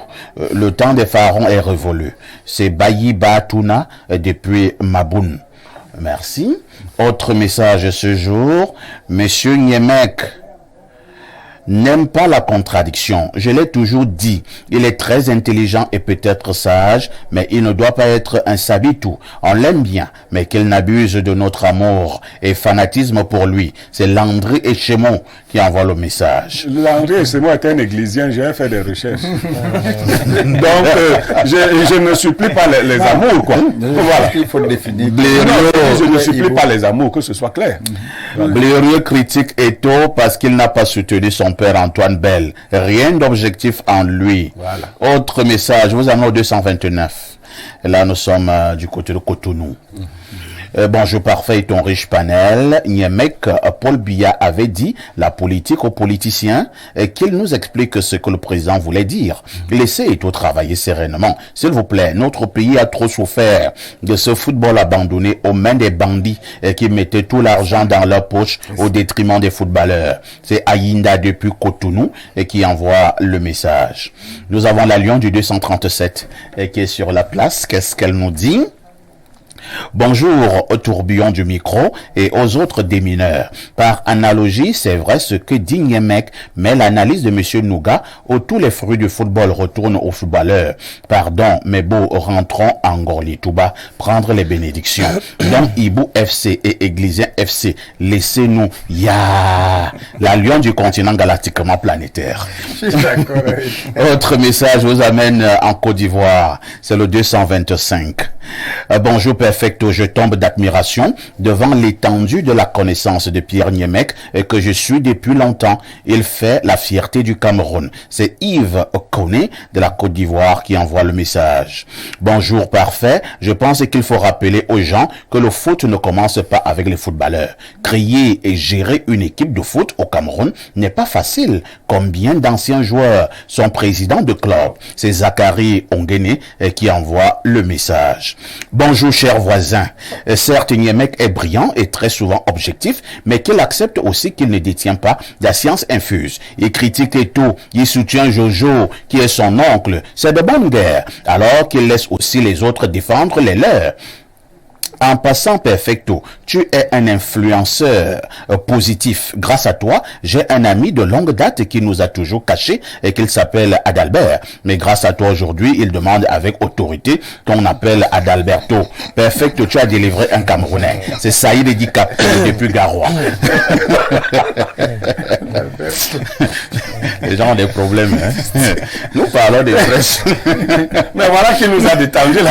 Bonjour, parfait, belle émission comme toujours. Monsieur Blérune mec, sur quelle base il critique et tout des faits avérés, pas des racontages? Honnêtement, moi je pense que si on veut être critique, on se base sur les actions posées et non sur les racontages. Merci, c'est Bomam à Emana qui envoie le message. On va lire peut-être deux ou On dit trois quand même à dernières. Beaumont de souvent dire racontard pour l'avenir. Bonjour, faut lire les messages car c'est le point de vue des Camerounais aussi, c'est Raphaël.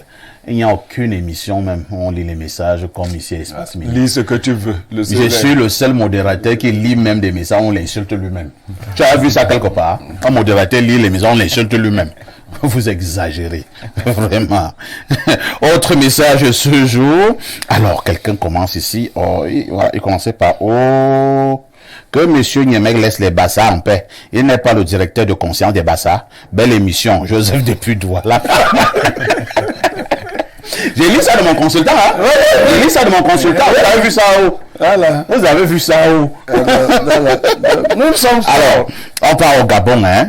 J'aime beaucoup le Gabon ces derniers temps. C'est le 241. Bonjour les démineurs. Juste savoir quand on dit le football au footballeur, c'est bon maintenant. Pourquoi les anciens joueurs ne veulent pas crier les clubs, supporter les charges et arriver en division d'élite et bien payer les joueurs comme c'est facile? Mao de la Sorbonne depuis Libreville. Alors, cherchons encore les messages qui nous viennent de l'extérieur.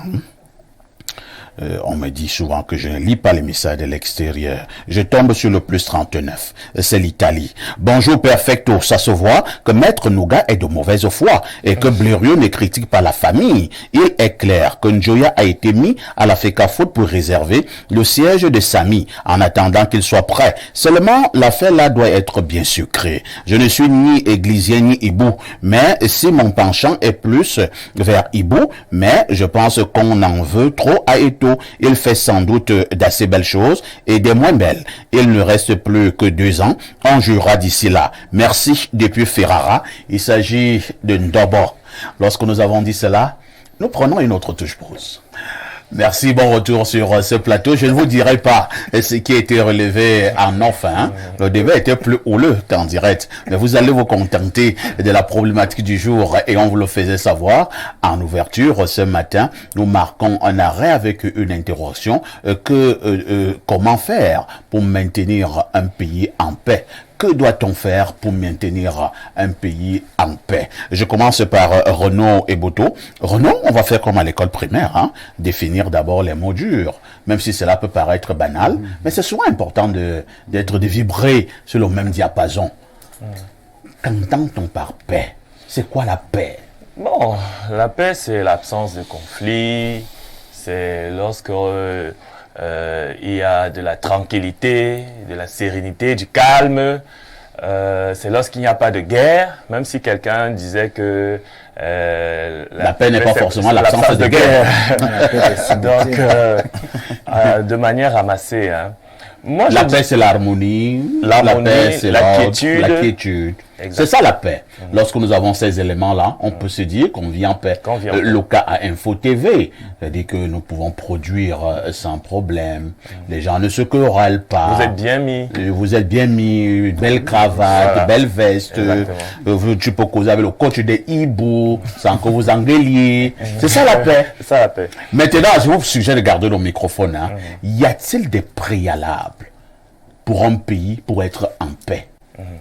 Moi, je vais même contextualiser en Afrique noire francophone. Oui. Vraiment, le préalable, c'est qu'il faut travailler pour le bien-être des populations. Malheureusement, on ne peut pas être en paix quand on a la faim dans le ventre. Vous voyez. Or, dans nos pays d'Afrique noire francophone, on constate malheureusement que les gouvernements ne travaillent pas pour la population, pour le bien-être des populations. Malheureusement. C'est le cas dans la quasi-totalité des pays d'Afrique noire francophone, d'où ces récents soulèvements auxquels nous assistons. On a une sorte de printemps d'Afrique noire francophone qui est en train de sévir, hein, avec des putschs dans la quasi-totalité de ces pays, en fait, dans la bonne partie de ces pays-là. Pourquoi? Parce qu'en fait, il y a une inadéquation entre les dirigeants de nos pays d'Afrique noire francophone et la population qui ne s'y reconnaît pas. Prenons le cas du Cameroun. Si vous faites un micro-trottoir, les Camerounais vous diront que, au regard des richesses du sol et du sous-sol, et même des richesses même humaines que contient le Cameroun, il est anormal qu'au Cameroun on vive avec moins $1 par jour. Parce que la grande majorité de la population camerounaise vit avec moins $1 par jour. Vous voyez donc que dans un contexte pareil, on peut avoir une paix apparente, mais ce n'est pas une paix véritable. Pour qu'il y ait une paix véritable, il faudrait justement qu'il y ait des mesures qui soient prises pour que on travaille pour la population, pour que la population ait le minimum. Commençons par l'éducation. Il faudrait une politique d'éducation auto-centrée qui permette de construire un citoyen et qui l'amène jusqu'à l'emploi. C'est ce que vous appelez des préalables. C'est des préalables. Il faut la santé. Il faut que la population soit en santé. Il ne faudrait pas que lorsque un Camerounais tombe malade, il ait peur d'aller faire une formation sanitaire parce qu'on va lui demander de l'argent qu'il n'a pas, des cautions qu'il ne peut pas produire. Vous voyez. Il faudrait que le pouvoir d'achat soit assez bon. La plupart des foyers maintenant au Cameroun vivent avec 10 000 francs la semaine. Quand vous faites le ratio... 10 000 francs 10 000 francs la semaine. Non, pour les foyers moyens. Voilà, pour les foyers moyens. Et même 3 000 la semaine. Même les foyers moyens. Quand vous faites le ratio nombre de personnes divisé par... On divise nombre de personnes avec ces 10 000 francs la semaine, vous allez vous rendre compte que chacun vit avec moins de 500 francs. Ce n'est pas normal. Vous voyez. Donc je disais que en ce qui concerne l'éducation, il y a à faire, en ce qui concerne la santé, en ce qui concerne même la création d'emplois, il y a beaucoup de choses à faire. Je m'en vais vous dire que des zones comme le Nozo se sont embrasées beaucoup plus parce que la population a suivi un discours. Parce que cette population s'est sentie un peu écartée, vous voyez, de la gestion des affaires, s'est sentie lésée dans l'attribution le partage du gâteau national, etc. C'est-à-dire que c'était une population qui était un peu, on va le dire comme ça, à l'abandon. Donc je disais que pour qu'il y ait une paix durable, pour qu'il y ait même la paix dans nos pays d'Afrique noire francophone, il y a un certain construit que nos États doivent d'abord poser sur la table. Il faut se construire là sans ça. Pour cette première prise de parole, pour le moment, je vais arrêter là. Timothée Essomba, y a-t-il des éléments, si elles existent, conduisent forcément à la guerre dans un pays? Oui. C'est la raison pour laquelle, moi, je pense que, après avoir écouté Renaud et Boto, le préalable principal pour qu'il y ait la paix, c'est l'état de droit. Le droit, sans vouloir me substituer à l'avocat Maître Nouga, le droit, lorsqu'il est produit dans le contexte, acquiert une présomption de justice, de justesse et d'équité. Lorsque dans un État, le droit prime, ce sera difficile qu'il y ait des problèmes de gouvernance. Parce que l'état de droit suppose la bonne gouvernance politique, la bonne gouvernance sociale, la bonne gouvernance administrative, la bonne gouvernance financière, avec tous les dérivés, éducation et autres.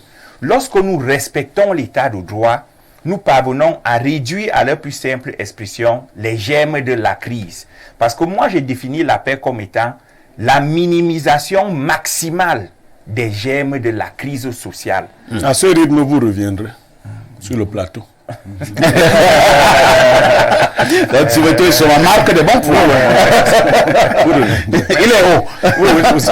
Alors, lorsqu'on parvient donc à minimiser les germes de la crise, on atteint facilement l'état de paix. Parce que toutes les formes de violence que nous observons autour de notre société sont induites par les frustrations intestines que beaucoup parmi nous ressentent, soit pour des problèmes d'alimentation, soit pour des problèmes de santé et autres. Donc nous devons mettre au cœur de l'action publique l'État, le respect de l'État de droit. J'ai oublié même le volet électoral.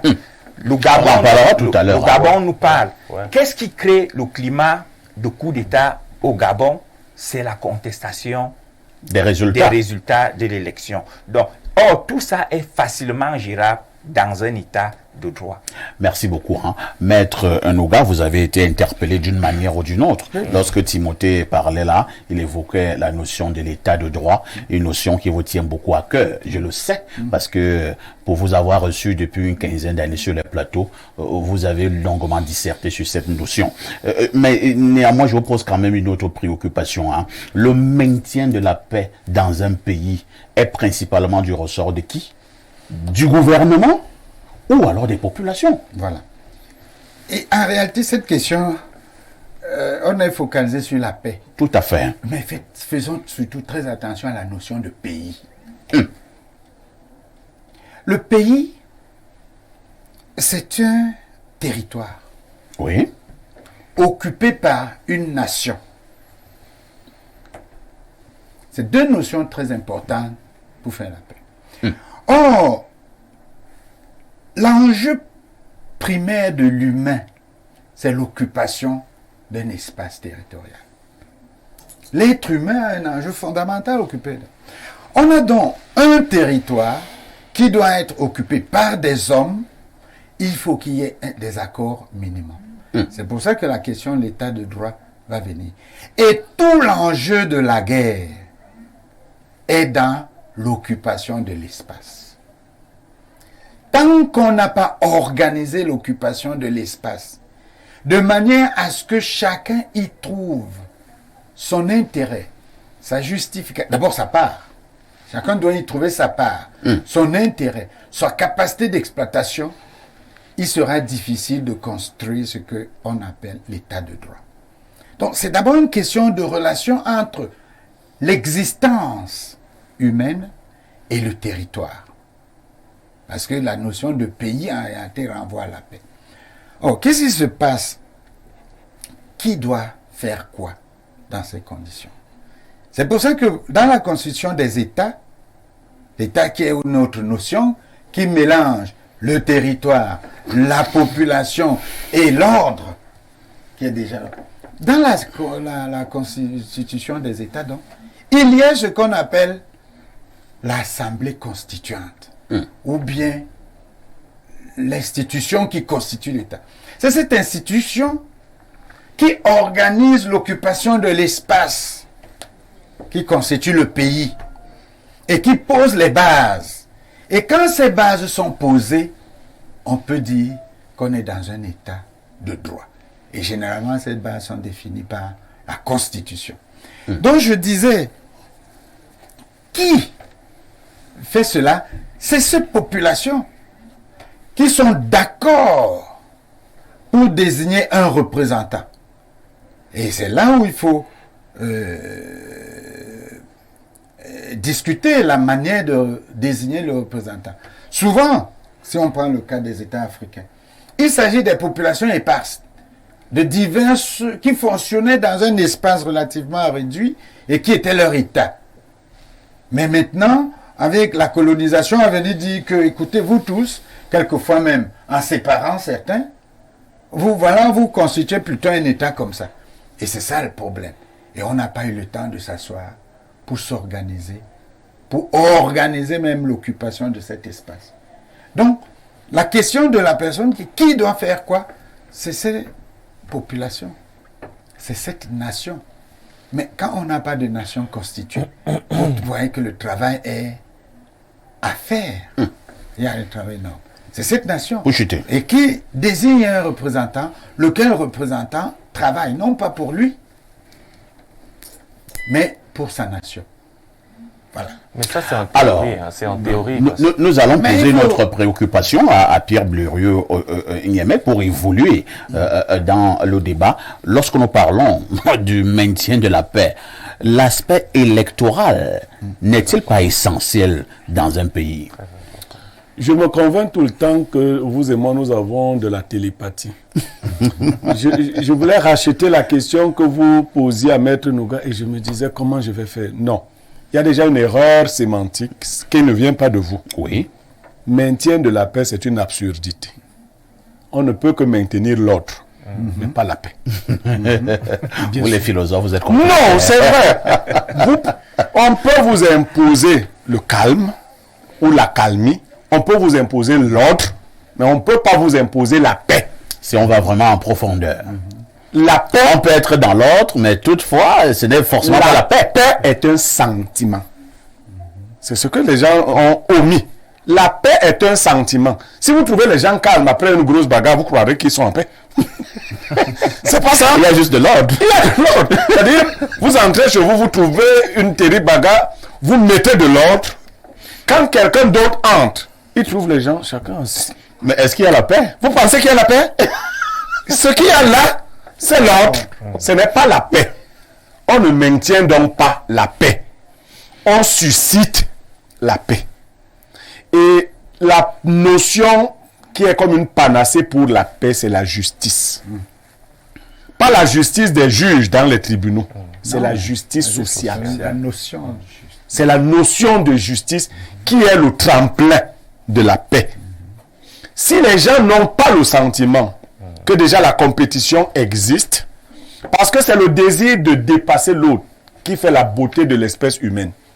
Oui, même si nous ne l'intégrons pas, c'est comme ça que nous avons été. C'est une question de paradigme. Nous sommes des êtres de compétition. Quand nous nous élevons, nous commençons à compétir avec nous-mêmes. Ça, c'est un niveau d'élévation. Vous voulez vous dépasser vous-même. Parce que si vous n'avez pas le désir de vous dépasser vous-même, vous êtes dans un être apathique. C'est-à-dire, c'est ce qu'on appelle vulgairement les fainéants. Mais lorsque les règles de la compétition ne garantissent plus la victoire des meilleurs ou des plus forts, ceux qui sentent que ces règles sont dévoyées s'attaquent aux règles. Première chose.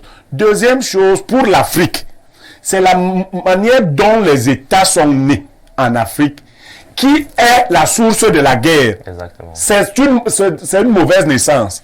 La naissance a été tellement mauvaise qu'elle ne peut que générer... C'était des accouchements difficiles. Extrêmement difficiles. Dans un ouvrage... Il y a eu des malformations de grosses malformations congénitales. Dans un ouvrage de Friedrich Engels, L'origine de la famille, de la propriété privée et de l'État, il dit, puisque l'État est né du besoin de refréner les oppositions entre les classes, mais puisqu'il est en même temps né au milieu des conflits des classes, il est dans la règle l'état de la classe la plus puissante, de celle qui domine économiquement et qui, grâce à lui, devient également classe politiquement dominante et acquiert de nouveaux moyens pour mater et exploiter la classe dominée. Engels dit en clair que la forme d'État que nous avons, c'est des États prédateurs. C'est-à-dire les plus forts économiquement ont les moyens de devenir en même temps les plus forts politiquement et ainsi maintiennent dans l'asservissement les plus faibles.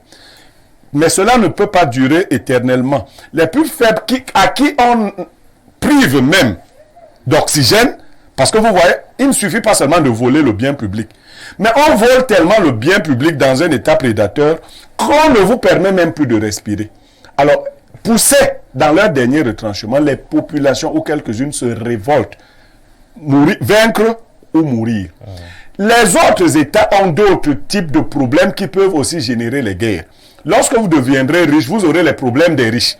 Pour le moment, nous sommes pauvres, nous avons les problèmes des pauvres et les pauvres demandent que le pain soit bien distribué. Merci beaucoup Pierre Blériot-Niémec. Nous allons d'abord lire ces autres préoccupations de téléspectateurs. Je vous amène encore du côté du Gabon. C'est le 241. Bonjour, j'apprécie énormément les émissions et la liberté de vos chaînes de télévision du Cameroun. Qu'est-ce qu'il veut dire? Je préfère dire. Qu'est-ce qu'il veut dire? Vous êtes sûr? Qu'est-ce Je qu'il suis veut dire? Wallace Gabonais. Cette liberté retrouvée nous manquait énormément. La paix prônée par Feu Omar Bongo, bafouée par son fils adoptif, nous a beaucoup manqué ces 14 dernières années. Nous n'avions plus la paix du cœur et de l'esprit. Aujourd'hui, nous espérons retrouver cette paix pour notre vivre ensemble, aussi bien entre nous qu'avec les frères qui reviennent d'ailleurs. La paix, c'est le partage équitable des biens du pays, la justice pour tous, l'alternance du pouvoir, pour juger au pied du mur ce que propose l'autre. Le vote équitable et juste. L'accès au minimum vital, la santé, l'instruction, le logement, la nutrition, bref, le confort. Bonne continuation. J'espère que nos journalistes embrigadés pendant 60 ans s'inspireront de vous. Je ne préfère ne rien dire. Autre message ce matin, chers voisins, nous pouvons dire que pour maintenir un pays en paix, il faut juste mettre l'individu au centre des préoccupations du politique. Et il revient maintenant à l'individu de se comporter en citoyen qui participe au développement de la cité, qui critique le politique et au besoin, manifeste avec vigueur pour rappeler au politique qu'il est souverain. J'en veux pour preuve ce proverbe des Grassfield et qui dit que c'est la patate qui avait accepté qu'on la mange crue. Saïd DiCaprio, du côté des Garois. Je vous emmène au 226. Il s'agit de quel pays là? Le Burkina. 226. 226, c'est le Burkina C'est le Faso, Burkina. le pays des hommes intègres. Bonjour chers panélistes, heureux de vous suivre en direct ce matin. Pour maintenir la paix dans un pays, il faut préparer la guerre, combattre la faim, combattre l'ignorance par l'éducation, au-delà de l'instruction, occuper la population, surtout la frange jeune, organiser la libre concurrence des entreprises, des idées. Cela permettra d'éviter les erreurs, la naissance des idées de révolte. Bonne émission à vous. Autre préoccupation, sac de modérateur, bonjour. Le maintien de la paix n'est pas toujours l'affaire des dirigeants. Il est que ceci détient la majorité des leviers nécessaires au maintien de l'ordre, influence de blaireau. Toutefois, faut reconnaître qu'il y a des partis politiques et organisations de la société civile toxiques qui rêvent, qui souhaitent et fantasment sur le chaos. Leur communication et celle des médias de leur obédience est incendiaire. J'ai encore suivi une chronique ce matin sur une radio de la place qui m'a vraiment indigné. Œuvrons tous pour la paix, aimons-nous. Autre préoccupation ce jour. Bonjour El Perfecto. C'est Rousseau qui disait que le plus grand bien de tous, on trouvera qu'il se réduit à deux objets principaux, la liberté et l'égalité. La liberté parce que toute dépendance est particulière est autant de force ôtée au corps de l'État. L'égalité parce que la liberté ne peut subsister sans elle. Il continuait en disant, mais l'ordre social est un droit sacré qui sert de base à tous les autres. Cependant, ce droit ne vient point de la nature. Il est donc fondé sur des conventions. Le pacte social donne au corps politique un pouvoir absolu sur tous les siens. Et c'est ce même pouvoir qui, dirigé par la volonté générale, porte, comme j'ai dit, le nom de souveraineté. Pour la paix, optons pour un pacte social. C'est Loric. Maître Nougat, Loric est un garçon de 19 ans. Ah. C'est lui qui envoie ce message. En tout cas, il est brillant. Il n'a que 19 ans. Il faut qu'il Et raisonne comme nous autres vieux de 60 ans. il faut qu'il s'oriente vers la politique. Et je pense que ce seront les bons politiciens de demain. Il a la bonne école tous les matins. Je voulais Oui, ajouter Maître Nougat. quelque chose par Allez-y. rapport à la- Et c'est votre temps de parole. Oui, oui, oui. Nous avons un problème de vision, de paradigme. En réalité, après les indépendances, qu'avons-nous fait de notre prétendue souveraineté? Nous avons continué à utiliser le projet colonial. C'est-à-dire qu'on a admis le principe que nous ne changeons pas les États hérités de la colonisation. C'est-à-dire que le mauvais accouchement dont parlait Blériot, nous avons décidé d'élever cet enfant. Avec ces déformations. qui était tellement déformé qu'il fallait d'abord l'amener en salle d'opération. Il fallait d'abord l'opérer, lui redonner les membres qui conviennent pour envisager son avenir. Aujourd'hui, il grandit avec tout ça. Il devient un monstre. devient un monstre. Et c'est quel monstre? C'est un monstre qui a une vision complètement différente des populations dans lesquelles elle est. Et c'est pour ça que je disais, Blair nous a cité Friedrich Engels. Engels. C'est des dominationnistes. C'est des gens qui pensent que le monde est comme les animaux, les plus forts mangent les plus faibles. Non, ils observent le monde. Ils observent, ils font de la On ne pensée. peut pas observer en restant totalement neutre. Hein. Voilà. Mais ils sont pas neutres. Voilà. Nous avons une autre vision et je fais quelques travaux là-dessus. Quelle est la vision? Est-ce qu'il y a une vision africaine du monde différente de la vision freudienne, cartésienne, hobbesienne? Je dis oui. Elle est absolument différente et produit des institutions différentes. Tandis que, je vous donne un exemple, la vision Vous chuterez par que là. j'appelle cartésienne, judéo-chrétienne, arabo-islamo-judéo-chrétienne ou romano-judéo-chrétienne, c'est une vision où, ici où nous sommes, il faut qu'il y ait un grand et un petit. Toujours. Et, comme l'a décrit Blériot, à un moment donné, le grand devient toujours plus grand, prend la place du plus petit, et le plus petit n'a plus d'autre solution que la révolte, l'explosion. Nous avons une vision que j'appelle la vision de complémentarité universelle, qui permet, à l'image des doigts de la main, que chacun reste à sa place, que chacun joue son rôle, que chacun est indispensable pour que la main joue son rôle. Et que personne n'ait jamais envie de prendre la place d'un autre. Très bien. Parce qu'il a sa place à sa main. Et c'est cette vision qu'il faut reconstruire. Et c'est elle qui porte le paradigme de la société de demain. Ce sera une société non pas égalitaire, parce que comme vous voyez, les doigts ne sont pas égaux. Pas la même taille. Mais ils ont chacun sa place et aucun doigt n'envie la place de l'autre. Merci. Ils ont chacun sa mission au point où, lorsqu'il n'est pas là, il n'y a pas d'effectivité de mission. C'est compris. Et le monde et tout l'univers fonctionnent de cette manière. Blair veut absolument Oui, réagir. parfait. Cela vaut également votre temps de prise de parole. Non, parfait. Ici, ça, c'est le monde idéal. Ouais, Et il est même dans la finalement idéal. Il faut donc dire que nos ancêtres ont imaginé et fonctionné dans un en monde fait, idéal. En fait, Mais oui. dans la réalité, la nature elle-même nous enseigne que le capable l'emporte sur l'incapable, plus fort sur le plus faible. Nous sommes dans un monde réel de prédation. Là, c'est de belles idées.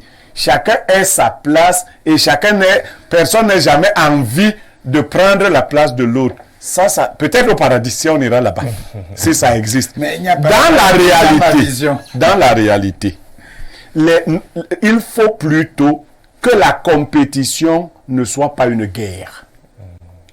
L'homme est un loup pour l'homme, disent les... Une compétition loyale. Homo homini lupus. Mais il ne faut pas que ce caractère de loup prenne le dessus. C'est pour cela que l'État existe. Pour que chacun, désirant la place de l'autre, l'obtienne par ses mérites et ses compétences. Je vais toujours désirer. Si je suis dans une salle de classe, je vais désirer... Quelle est ma place pendant les compositions? Quelle est celle que je désire? C'est celle d'être premier.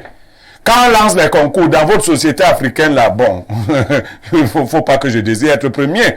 Non, mais est-ce qu'il y avait les concours de ça? Mais il y aura les concours, vous êtes donc dans le rêve. Mais Il y aura les concours, parfait. Merci. Vous allez permettre aux autres de prendre aussi la parole, Maître Nourel Blériot, et je passe justement la parole à Timothée et Soma. Timothée, vous en aurez que 60 secondes, l'équivalent d'une minute. De manière régulière, hein, l'on dit que l'Occident est pour beaucoup dans la déstabilisation des pays africains. Cela signifie donc dans le non-maintien de la paix. Vous confirmez une telle accusation? Bon, je n'ai pas besoin de la confirmer parce que, au regard de certains faits, elle semble plausible. La question est celle de savoir aujourd'hui, est-ce que l'Afrique, l'Afrique noire francophone, par exemple, a la possibilité de maintenir la paix chez elle tout en transaxant avec l'Occident. Parce que les États africains ne sont pas des monades. On ne peut pas faire fi de l'influence internationale. Moi, la recette, elle est dans les propos de Blériot, elle est dans les propos de Maître Nouga, elle est dans les propos de Renaud et Boto. La recette se trouve dans la vision. Si nous voulons maintenir la paix, nous pouvons avoir des leaders, des potentats qui instaurent des États de répression comme la Corée du Nord, où nous avons l'ordre et l'absence de guerre. Mais si nous voulons une paix durable, il faut la loger dans la promotion des valeurs. Là, c'est la paix suscitée telle qu'il a évoqué, mais cette paix suscitée ne peut perdurer que dans l'esprit de justice sociale, où les règles de la compétition sont assez... Vous êtes donc d'accord qu'il y aura toujours la compétition? Il y a la compétition, mais il faut qu'elle soit est inhérente à la vie en collectivité. Mais il faut que la compétition soit saine et qu'il y ait des règles de péréquation pour permettre aux plus faibles de ne pas être condamnés Et d'office. moi, je dirais même qu'il faut diminuer les inégalités sociales, en ce sens que... En parlant d'inégalités, je vous pose quand même une question. Je voulais sortir par là. Avez-vous quand même l'impression qu'à un moment donné, la guerre dans un pays peut être une source de rétablissement d'équilibre? Bon, ça dépend. Ça dépend. Non, objectivement, oui. Non, ça dépend. Oui, Pour parce être que après ça dépend. le tohu-bohu, c'est comme ça qu'on appelle l'origine du monde, ça veut dire le chaos originel. L'ordre peut venir du chaos. Oui, mais on dit aussi souvent que on sait quand la guerre commence, on ne sait pas quand. Non, ça c'est autre chose. Le chaos peut produire l'ordre. Ça dépend. moi, je veux dire ceci, c'est que dans notre pays, le Cameroun, il est nécessaire... Moi, je n'ai pas parlé du Cameroun. Moi, je parle du Cameroun. Moi, j'ai posé une question de manière générale. Je suis d'accord. Je n'ai pas mis un ancrage sur le Cameroun. Je parle du Cameroun parce que c'est le pays que je connais le mieux. Il faudrait que l'on mette un accent sur la réduction des inégalités sociales. Oui. Il faudrait que l'enfant qui naît à Nitoukou, en Guelmedouga, puisse avoir l'ambition de devenir un jour préfet et sous-préfet. En se disant que si j'étudie fort et que je suis brillant, je peux entrer à l'ENAM. Tant que ce n'est pas possible, on ne peut pas avoir la paix sociale. Tant que ce n'est plus possible. Les leviers d'ascension sociale sont bloqués. Un individu lambda comme moi peut dire, ok, demain moi je vais être président de la République dans ce pays. Tant que ce n'est pas possible... Vous voyez que dans un pays comme le nôtre, quand vous dites ça, les gens commencent d'abord à s'intéresser sur son équilibre. Vous voyez donc, c'est difficile de construire la paix dans ce sens parce que les leviers d'ascension sociale sont bloqués. Ce sont des ambitions démesurées. Et autre chose, un enfant doit pouvoir se dire, et je vais chuter par là, un enfant doit pouvoir se dire que moi demain, j'aimerais travailler à la SNH, j'aimerais travailler à la SNI, j'aimerais travailler à la Banque. On ne sait pas quand est-ce qu'on recrute, vous voyez. Alors, quand les gens sentent donc qu'il y a ce type d'inégalité, comment est-ce la question qu'on vous posait, c'est est-ce que la guerre donc peut faire que ça finisse? C'était ça la question. Ce n'est pas sûr. Non, ce n'est pas sûr. Quand même. La guerre peut, mais ce n'est pas sûr. C'est ce qu'on pas une équation mathématique. Non, c'est pas mathématique. Est-ce qu'on sait quand est-ce que la guerre Nozo va s'arrêter? On ne sait pas. Il y a des analystes qui se sont dit que bon voilà, on est parti pour 60 ans. Donc on n'est pas sûr que la guerre au Nozo permettra effectivement qu'il puisse... Mais 60 ans, ça finit, non? Ça finit un jour, 60. Merci beaucoup. De toutes les façons, notre volonté et notre ambition est que le Cameroun soit toujours un pays de paix et que la paix règne également au niveau des pays africains. Pour que la paix y règne, les uns les autres vous ont dit ce qu'il fallait faire. Si nous ne le faisons pas, la guerre viendra. Merci à Pierre Blériot, merci à Timothée Essomba, merci à Maître Nouga, merci à Renaud et Boto. Dans 7 minutes, vous retrouverez le journal de la mi-journée. N'oubliez surtout pas de suivre également les éditions de journaux ce soir, de 19h en anglais, 20h en français. À 21h, Patrick Bala vous donne rendez-vous avec ce débat en sport. Il s'agit justement de Affiche Sport. C'est le programme. La rediffusion de ce programme Espace Miné, c'est tous les soirs à partir de 22h30. Mais dans 43 minutes très exactement, vous allez retrouver nos Amazones. Il s'agit des filles les plus excitantes de la Terre. Avec tout ceci, que faites-vous encore ailleurs?